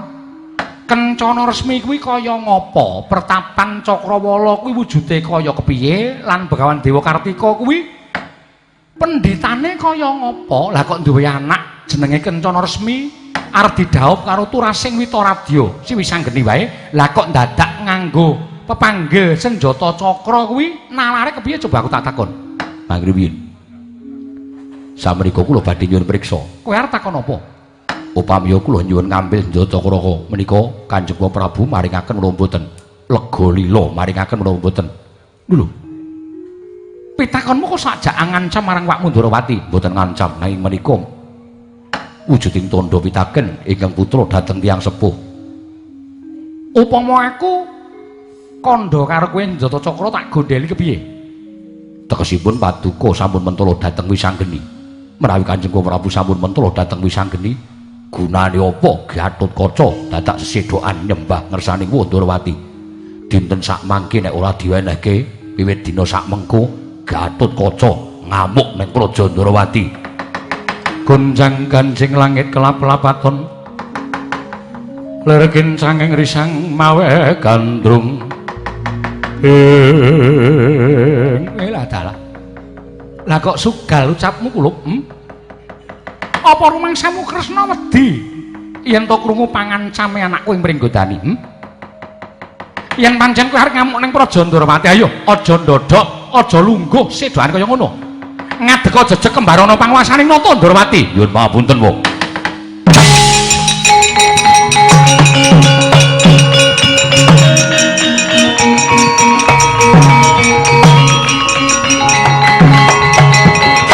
Jagat Dewa Bathara jagat Pangestungkara. Setyaki kula wonten dawuh. Gatotkaca tak anggep kramaning negara Ndrawati. Kewajibaning Senopati. Nyuwun pangapunten, sareng kula taliti jebul leres ngendikanipun ingkang putra ing Pringgodani. Paripaksa kula nderek anggere Gatotkaca. Kowe lah dalah. Kowe iki Senopati lho Setyaki. Nyatanipun namung dipun suwuni ngambil senjata cakra kagem ingkang putra supados gancar anggenipun dhawuh kok owel. Niku janjane sing nggo owel apa? Ora ngaten to nggih bener paman. Lah ora ngoten. Kowe lah dalah. Kresna kok dirubut legane atiku ya to. Nadyan Setyaki wis ora manut karo Nata Ndrawati. Gatotkaca kowe ngajak pirang dina ketiban senjata cakra ora lebur tumpur tanpa dadi aja duntang Nata Ndrawati legane atiku.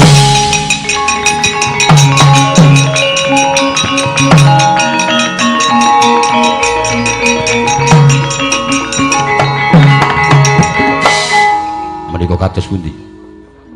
Cakra kok dipasrahke. Lho, jare kowe butuh cakra. Kuwi gawanen men wisanggeni kelakon dhaup. Wah, tiwas mempeng. Nyuwun pangapunten, Wo. Ora apa-apa, ora apa-apa. Wah, jebul anakku Pringgondani kuwi kendel tenan. Ket biyen. Lho. Ngono e kok dadak muni ket biyen to ya, matur ket biyen. Wis ngerti nek pancen Gatotkaca kuwi kendel. Aku padha. Mundhak ora kelakon wisanggeni nggone dhaup kulup. Mara ta budhalo senjata cakra gawanen ning nek wis rampung balik napa nuwa istakaken dawuh nyuwun pamit wa sing ati-ati aja kaya bocah cilik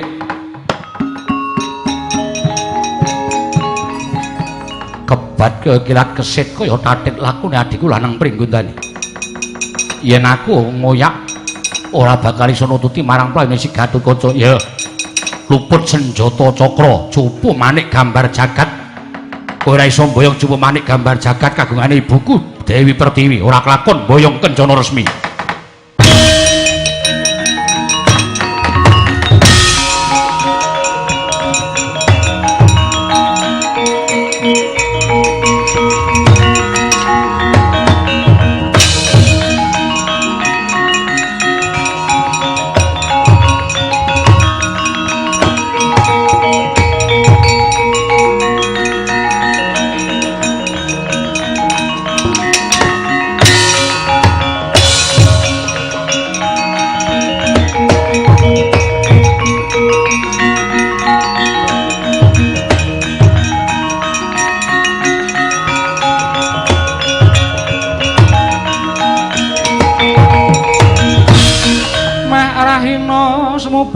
mangarono kadinetraning uga rapuh sabdaning kukiloring kanigara saketer kene donganing kunglir wuwu sing pini panca anakku lanang Setija sowan ning Sabta Pertala. Nggih, kasinggihan mekaten Kanjeng Ibu. Sewu-sewu kalepatanipun ingkang putra Tadah Wadana kepareng kula ngaturaken sembah sumung kemeng pangabekti kula kunjuk. Iya kula ndak tampa raliwat pangestu ning pun Ibu Tampanana kasinggihan kula pun dinggo jimat. Ana apa nggih rtine sira sowan? Nyuwun mapunten Ibu. Ingkang sekawit estunipun kula badhe suwangersa paduka Kanjeng Ibu namung badhe nyuntak dhateng gegembolaning raos kula.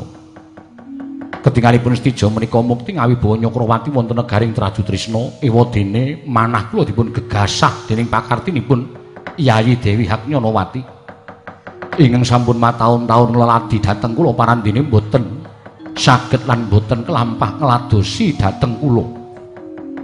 Malah kula dereng nate nyenggol dhateng saliranipun inggih menika Yayi Dewi Haknyanawati.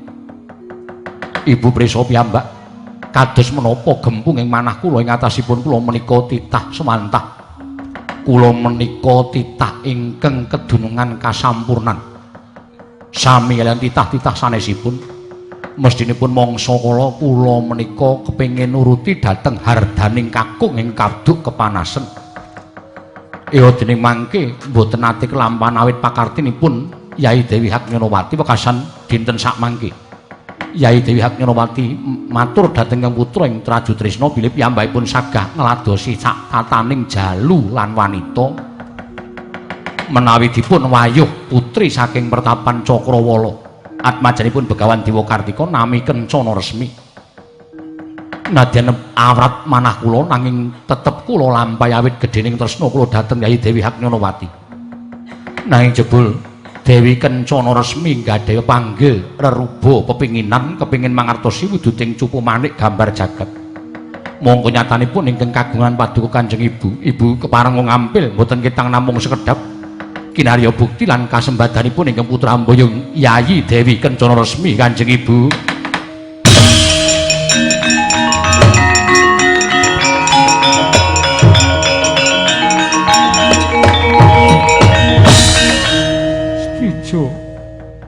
Pun Ibu bisa ngrasake kaya ngapa pangrasamu. Mula pun Ibu tansah gegadang kowe dadi bocah utawa dadi satriya lan nalendra ingkang kabagyan lair batin sumandhing. Nanging tinemune jebul kaya ngono lakon ingkang kudu mbok lakoni Setija wonten dawuh. Yen to pancen kowe dadi dalan kabagyanmu Ibu ra bakal owel. Nanging sumurupa yonggir apa to sababe dene wujuding cupu manik gambar jagat kuwi nganti prapteng Sabta Pertala awit nalika semana Iwang Pikulun Jatimurti ya Iwang Pikulun Bathara Guru nggone nampani saka Iwang Pikulun Kaneka putra saka kekuwataning cupu manik gambar jagat nganti jemblong telapakaning Iwang Jatimurti wekasan cupu manik ambles nganti tekan Sabta Pertala. Mula ya nggih aja nganti kowe mengko ketiban kahanan ingkang ora prayoga. Pun Ibu njaluk nggone pun Ibu bakal maringake wujuding cupu manik. Aja nganti pisan-pisan kowe sumurup nggone Ibu maringake becike srana tingkem netra. Tingkem netra sawetara ndak puja. Muga cupu manik uwal saka kancing glunging pun Ibu lan sira ingkang wajib nampa.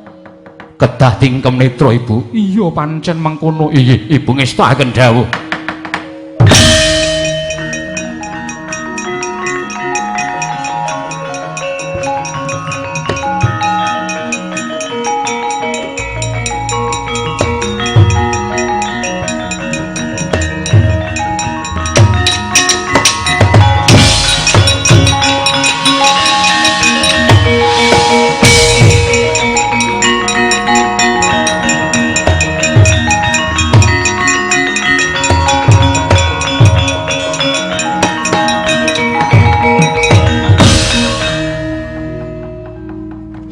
Praja lunten dawuh. Mara leren anggone tingkem netra. Wis mbok tampa wujude Copo Manik gambar jagat. Ibu. Kanjeng Ibu menika tiyang sepuh. Panjenengan menika widodari. Kenging menapa remen atur pangandikan Dura dhateng putra pun Stijo. Apa ta sababe dene kowe matur kaya mengkono? Ibu, kula dereng rumaos anampi wujuding Copo Manik gambar jagat. Kula Copo Manik wis suwal saka Kancing Gelung. Nyatanipun kula dereng nampi. Aja kaya ngono Stijo. Wah, banget.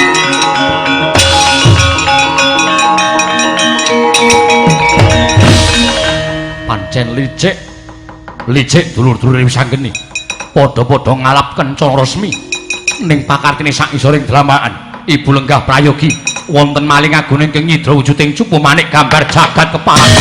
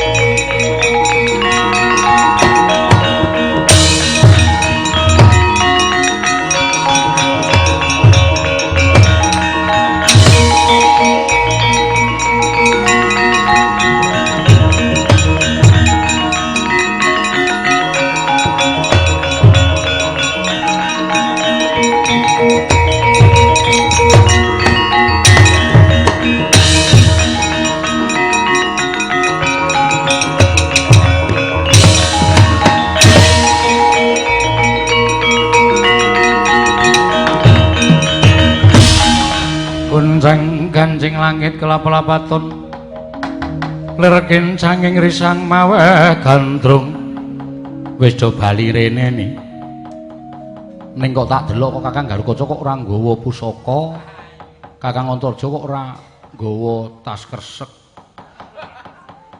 Gek do gagal yo ni. Nek nganti gagal aku mati, Kang. Ya rasa mati, engko sakrale tak tunggonane. Kakang Garukaca piye? Piye Kang kabare? Bisa geni. Apa Kakang? Wis ora kurang-kurang nggonku budidaya. Piye carane supaya pun Kakang tekan negara negoring Durawati? Nah nyatane bisa geni. Sing gedhe pangapuramu. Yen to senjata cakra iso tak gawa. Wah, kowe iki senengane tratapan lho aku. Wis tak kode tak kon bebeda kok jenengan. Kakang Antarja piye? Waduh, wis geni. Wis rasa aneh-aneh. Wis rasane iso to? Iso ning ming sore. Lho. Ming sore piye? Tegese aku wis nggawa Copo Manik gambar jagat. Waduh, aku ngaturake panuwun ngadang-ngadangku kabeh sak loro.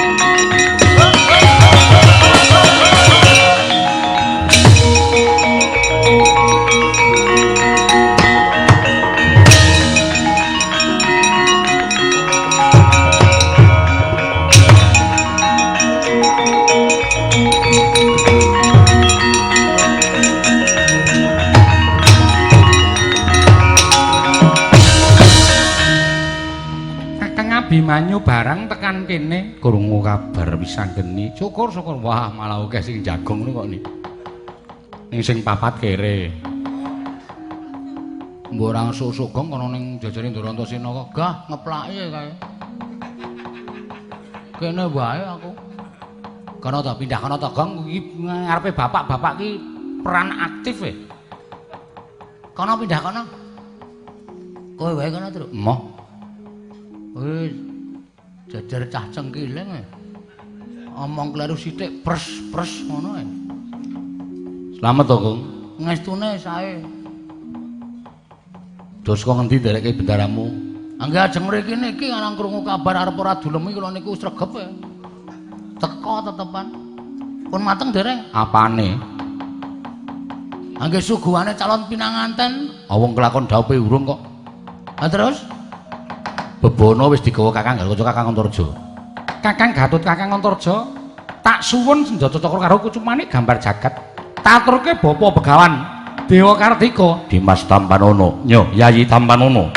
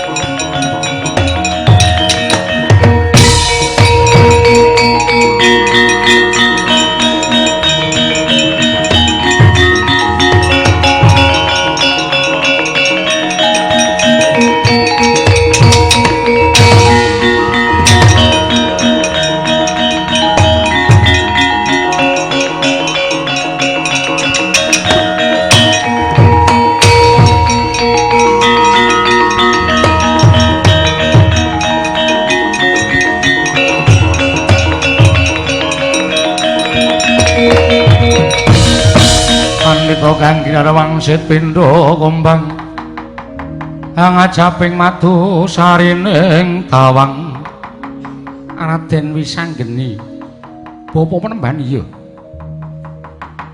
menapa saged ngaturaken pepanggil ruba pinanganten putri Bapa Penemban awit pangestuning Bapa Penemban Dewa Kartika apa sing dijaluk calon garwaku kencana resmi wis bisa ndak aturake menawi saestu pundi nggih buktinipun Nyoh Tampanono Penemban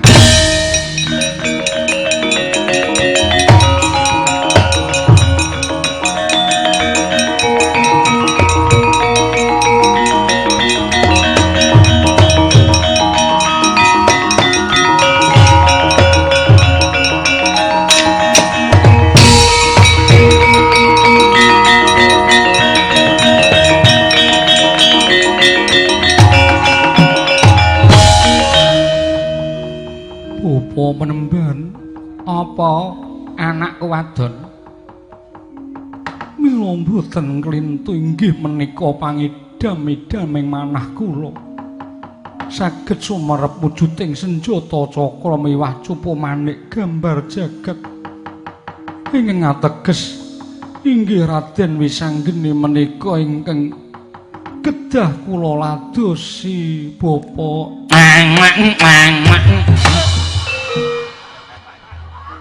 kowe iso meneng ora to, Truk? Kula niku bahagia. Seneng terus kepengin nabuhi Ndara Wisanggeni. Ora satu tabuh iki gamelane komplit. Oh nggih, Mpun. Mengono kok diseneni. Payah ora. Yen ngono kowe nampa karo aku kencana resmi. Inggih Raden, panjenengan ingkang kedah kula ladosi. Lah dalah. Kakang Antasena, piye?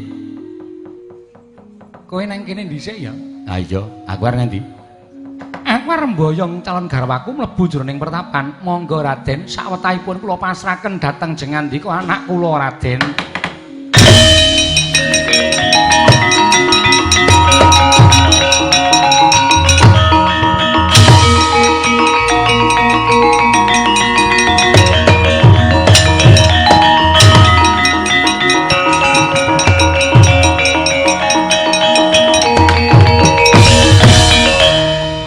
menapa perkara pusaka tak kondurke sing kagungan, Mbah. Ih, Raden Antasena kula semanggaaken. Lan aja kuwatir ana ratan trimane wong-wong sing padha nglamar Kencana Resmi. Kakang-kakangku kabeh para putra lancur-lancur Pandhawa wis do jaga ning laladan Pertapan Cakrawala. Matur nuwun Raden, matur nuwun kula remenan.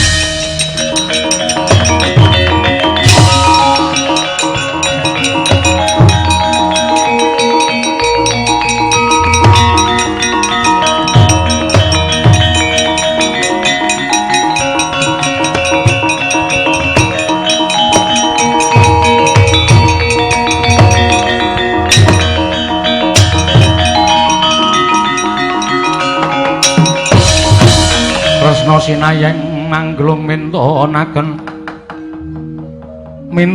Triwikramanira Antasena. Piye, Pakdi? Iki ingkang peparab Begawan Dewa Kartika. Heeh. Maratuwane Wisanggeni. Lah Wisanggeni sik tak tilikane. Inepan lawange. Ya wis dinengke wae ndak ngono ndak. Tak dilekane ah. Arep nang ndi kowe, Truk? Ajeng teng wingking. Wis ora sah, kene wae. Wong sedhela kok ora sah kene wae. Wis ora sah. Kowe nggo paku barang arep ngopo? Nggo paku usuk ora. Wong ora sah kene wae. Oh nggih. Nggih.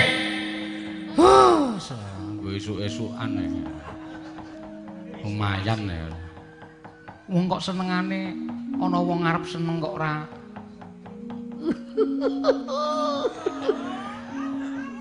Piye, Gong? Wus, ra weruh kowe itu. Bagong kok ya iso dilingker tekan kono. Liwan mburi aku. Oh. Menika Prabu Kresna menawi mboten klintu. Iya, Peremban, aku nata Ndarawati. Menapa badhe nanjihaken dhateng Kang Putra? Lho kok sik kok nanjihke anak kula nang piye? Ingkang putra Prabu Bama nalika semanten sowan mriki ngendikanipun padasrana anggenipun atut kayan garwanipun Dewi Haknyanawati. Dewi Haknyanawati nyuwun dipun wayuh anak kula Kencana Resmi mila lajeng bidhal wonten negari Ndarawati pados senjata cakra. Wo lah bocah kok ngapusi wong tuwa ki piye lho?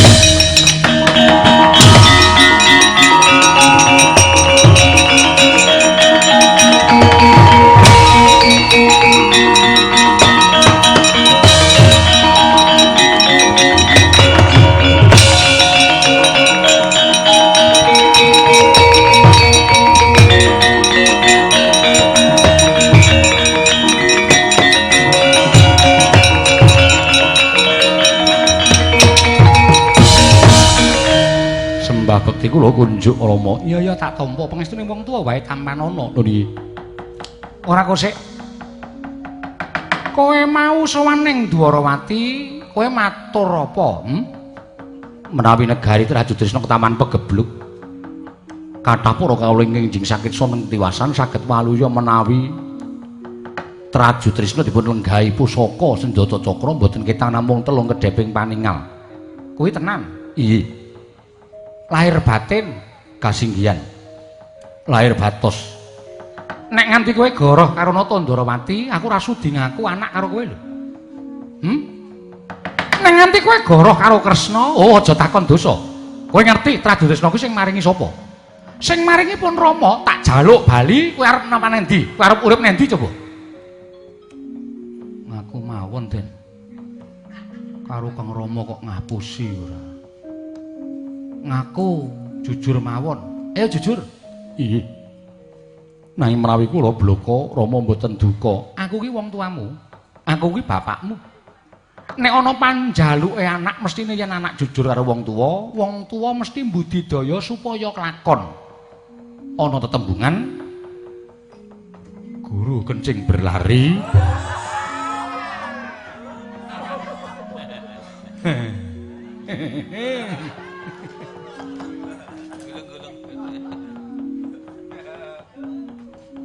Panggre mrene meneh awas kowe. Ana tetembungan anak polah bapa kudu kepradah. Ngono? Ayo kowe jujur. Nggih, wale-wale menapa? Sedaya menika nuruti dhateng Yayi Dewi Haknyanawati. Bojomu njaluk diwayuh, ngono to kuwi? Nggih. Karo anake Begawan Dewa Kartika. Bener ngono to? Rama kok prisa, ngerti wae. Oh anakku ngger, stijo. Kowe kuwi ratu ning lantip, ora lantip panggrahe tamu landhep dengkul nalarmu kowe. Lah ngendi ana ing atase bojo kok njaluk diwayuh kuwi aku tak takon wong wadon ngendi sing ana coba. Ora bakal kelakon tak kandhane ora bakal kelakon. Ning merga bodhomu nganti kowe gampang diapusi karo bojomu Haknyanawati. Nganti gampang diapusi karo Haknyanawati. Ora coba to, bali yo aja mbok turuti karepe Haknyanawati ning tanjehna karepe kepiye lan mengku rasa piye kok njaluk diwayuh kuwi. Tanjehna kon nyuntak gegebolaning rasa bojomu Haknyanawati Stejo.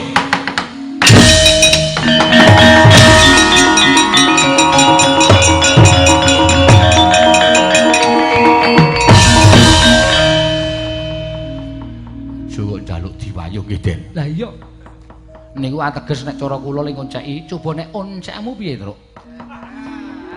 Nek oncekan kula ketoke kok Ndara Haknyanawati niku pun mboten seneng karo Ndara Stijo utawa jane ora seneng ning terus nggawe cara supaya Ndara Stijo niku rabi melih. Mengki rak wonten jalaran Ndara Haknyanawati njaluk pisah. Lah, gene kowe pinter. Lho. apa? Murup mubiar. Sembrono ora. Ning kok Setija ora lantip. Lah niku, kaya ngoten niku anak niku jane turun sinten? Gundul Matos. Ya, wing ngatur ngono iki. Kula walu sampean kok ora tau bener to. Lah wong kowe senengane nyenturane rembuku kok. Nek lemu Gojek iki dudu Kresna piye to coba? Kok pendak-pendak ngrenana to Ndarawati kok mesti tok gawe sembrono tok sak penake dhewe. Lah niku ketoke kaya sehati karo sampean iki. Rasane niku kula niku kaya rasane kula niku estu lho Den, nek teng omah niku mesti sok ngimpi sampean lho. Estu. Ngimpi arek sampean tenan. Apa iya? Weh, domong iya. Wingi bengi. Kula ngimpi sampean niku rawuh teng omah kula ngangge kereta Jaladara. Lah pekarangamu ki apa amot? Lho, lah nggih ngrusak napa-napa. Nabraki napa-napa nika. Ning kula tetep mboten napa-napa. Wah, sinuwun Ndarawati, kula terus laku dodok saka njero omah. Sampeyan mboten mandhap saking kereta kok. Kula ngerti. Petro, dalem. Nyata manono Petro. Arta tesih digendeli nika lho. Bok nggon dandani omahmu. Oh nggih. Terus kereta bablas. Niku ketoke nyata mboten nggih ajeng kababar dadi kasunyatan mboten. Ketoke kok ora. Oh. Payah. Terus seminggu kepungkur kula yo ngimpi. Ngimpi apa? Kula mlaku-mlaku karo sampean. Wah, ketok nek kaya Uduratu areh abdi ning kaya kanca niku lho. Rangkulan kok. Hus. Kresna kok rangkulan karo Petruk. Damange kok karang impen niku yo sapa ngerti to? Lho lah iya lah nggih, rangkulan. Terus turut pinggir Bengawan Gangga. Waduh, Bengawan Gangga nggih rangkulan niku. Sampeyan kesandung tiba. Tok tulungi, mboten kula joroke. Ketoke kok arep lakon. Lho, nek pancen lakon nek wani ayo. Mboten kok meng ngomong kok. Kok sak penake dhewe senengane ora karo Kresna kok arep biye-biye. Kula nggih ngimpi lho. Wus. Kowe ngimpi karepmu ora karepmu. Kula ngimpi kalih londo ae. Oh, dua-dua cangkeme ra.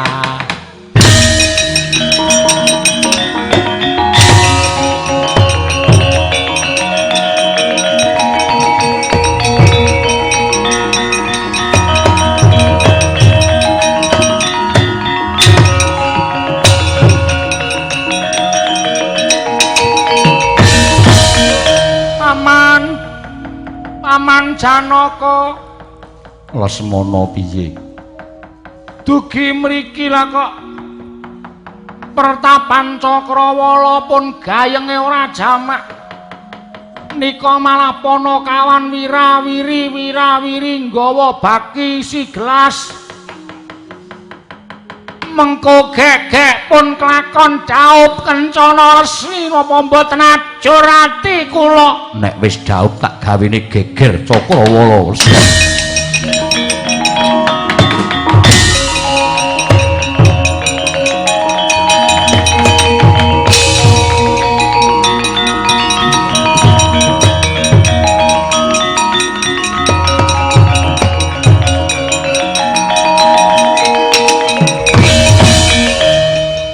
Petro, non. Kok nembe dugi? Kotak sumbangan pun kula lebokke. Ajeng nyumbang sakniki kula tampani mawon. Aku tak takon karo kowe, nggih. Cakrawala napa? Lho, piye to iki? Sampeyan niku bapakne kok iso ora ngerti lho. Ana apa? Ingkang putra Ndara Wisanggenipun kelakon daup karo Dewi Kencana Resmi dikepyake teng Pertapan Cakrawala. Tak amuk Pertapan Cakrawala.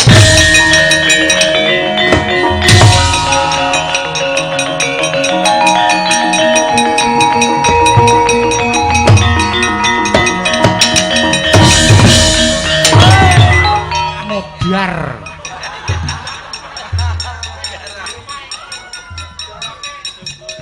iya wene ana wong tiba kantep kok modhuar nganti mantepe ra jamak-jamak kuwi kuwalat senengane mbebeda karo Ratu Ndarawati ngono niku mboten mbebeda wong ngomong ke apa nyatane kok lah ngopo kowe tiba Ndara Janaka ndombani manten saka Ngastina nganti dheweke lali Purwoduksina sajake pun digendam karo Begawan Durna. Kula matur Kang Putra Ndara Wisanggeni dhawuh karo Dewi Kencana Resmi. Dipukul kula. Lho. Diantem kowe? Nggih. Ndara Janaka nesu. Petro, nun.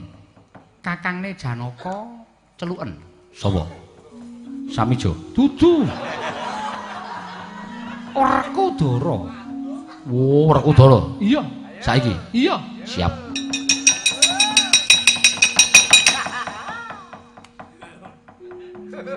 Ngapa? Adoh banget. Medhun gunung tekan prapatan mengko ngeten. Liwati Ngastina Kumbina Wirata lagi tekan Ngamarta. Lah kok sago? Ya mbuh lho niku ya jeneng sago kok ya. Ampun sampeyan niku ngaji. Aji Pameling. Oh, muli dadi suwing para Kadang Pandhawa. Pengayamaning para Kadang Pandhawa, Petro. Aku suwing para Kadang Pandhawa ibarate Pandhawa ku kreta lan jarane aku sing minangka dadi kusir. Petro. Jukukno iki tak ngandhong aku, Petro.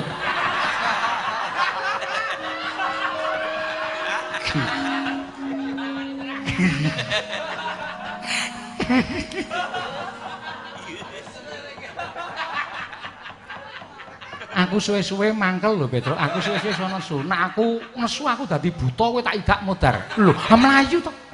Apa ora disikil? Adake ora. Nganggo Aji Pameling kok dadak kongkonan sakpenake dhewe adoh. Kongkonan adoh. Ora kongkonan dapurmu. Terlongkot beping netra Werkudara ora tekan kene aja duntang nata Ndarawati. Oh nggih, tak tonton kaya ngapa. Sawangen.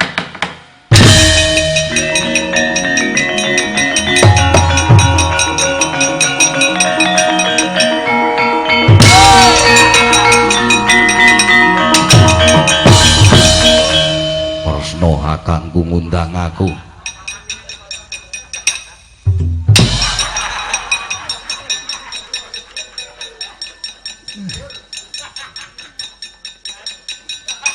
Werkudara mlumpat kok ya ora taren-taren. Kowe nibani Petro ben. Modar ya wis. Wah. Adimu nesu perkara Wisanggeni dhawuh karo Kencana Resmi. Janaka ora trima mbelani wong Ngastina ngamuk ning Cakrawala. Wah, ngundang aku. Mungsuhe nek ora kowe ora rampung, ora.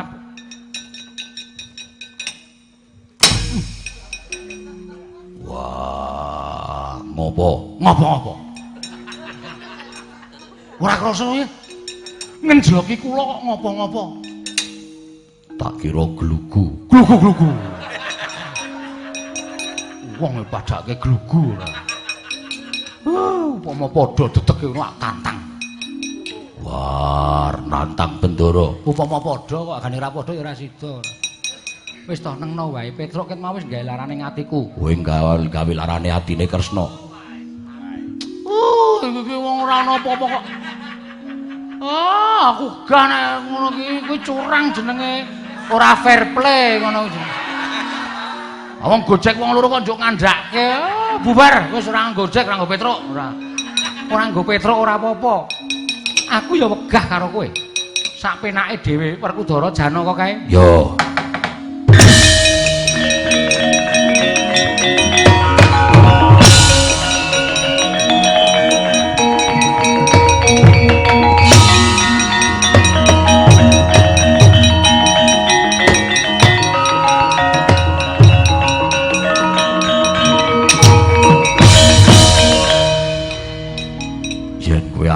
Nesu karo aku. Aku sing ngrabekke Wisanggeni. Nesuwa. Wah. Mergo mestina ana Banowati nganti tok belane kowe mentala karo anak dhewe. Minger kiblatmu. Ora bali nang kiblat sing bener, tak inger ndasmu kowe Janaka.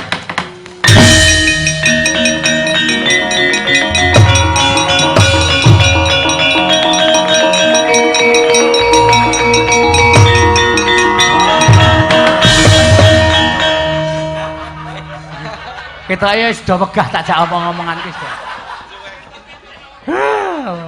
Ame ngarep tak jak Guneman Ndara, menika Kurawa ngamuk ngono kok emoh. Werkudara ngopo? Petruke pentas meneh.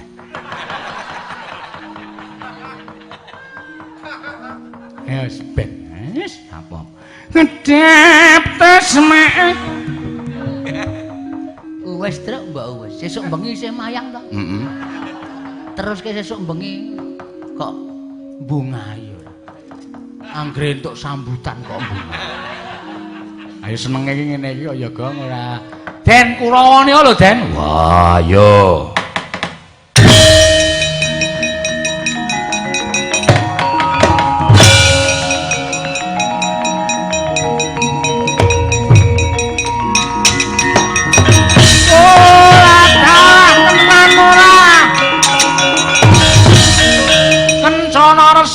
Kakal meneh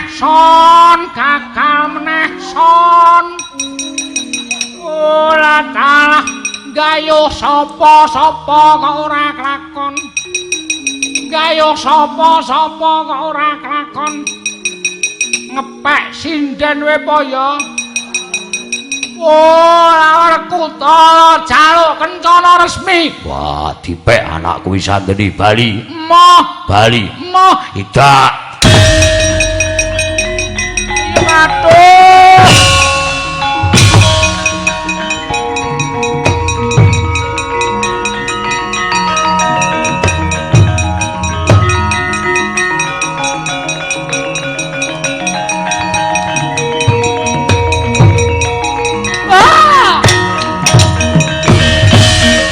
Werkudara. Bungah pikirmu ya, seneng kowe. Janaka ngumpul dadi siji ana ing pertapan Cakrawala. Ngesteni karo anake lanang. Ayo jaluk kencana resmi. Ora mbok wenehake kencana resmi ning tangan Lesmana Mandrakumara.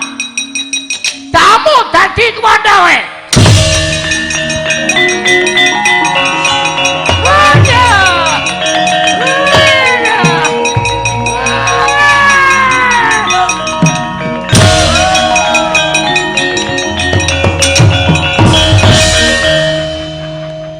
Petruk, Nun. Durna ae bapakku kok tok kampleng nganggo tamplek kasti.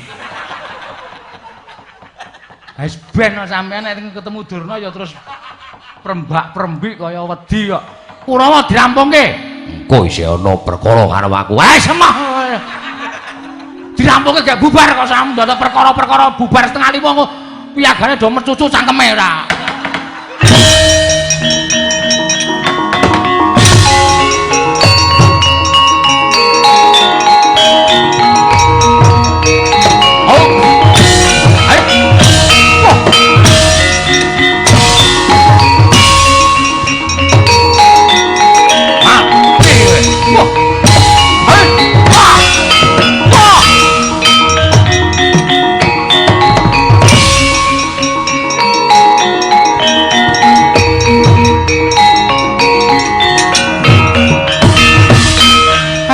madangi jagat tumungup-mungup paneng sapucaking wukir marebak bang sumirat keneng soroting surya mega lan gunung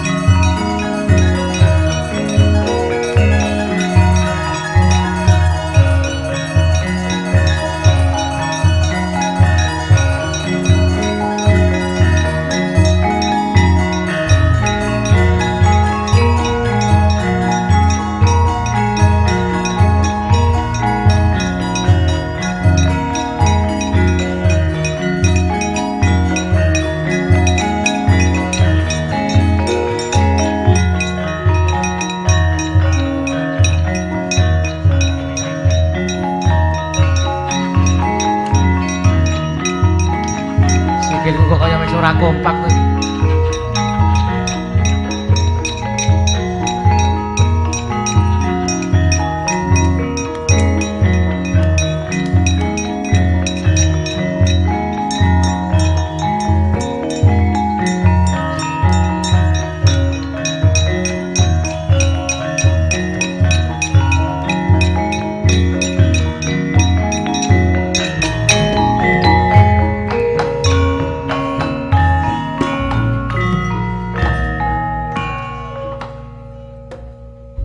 Sinuwun kula pasrahaken anak kula titip daging sampel getih setetes. Iya, Premban.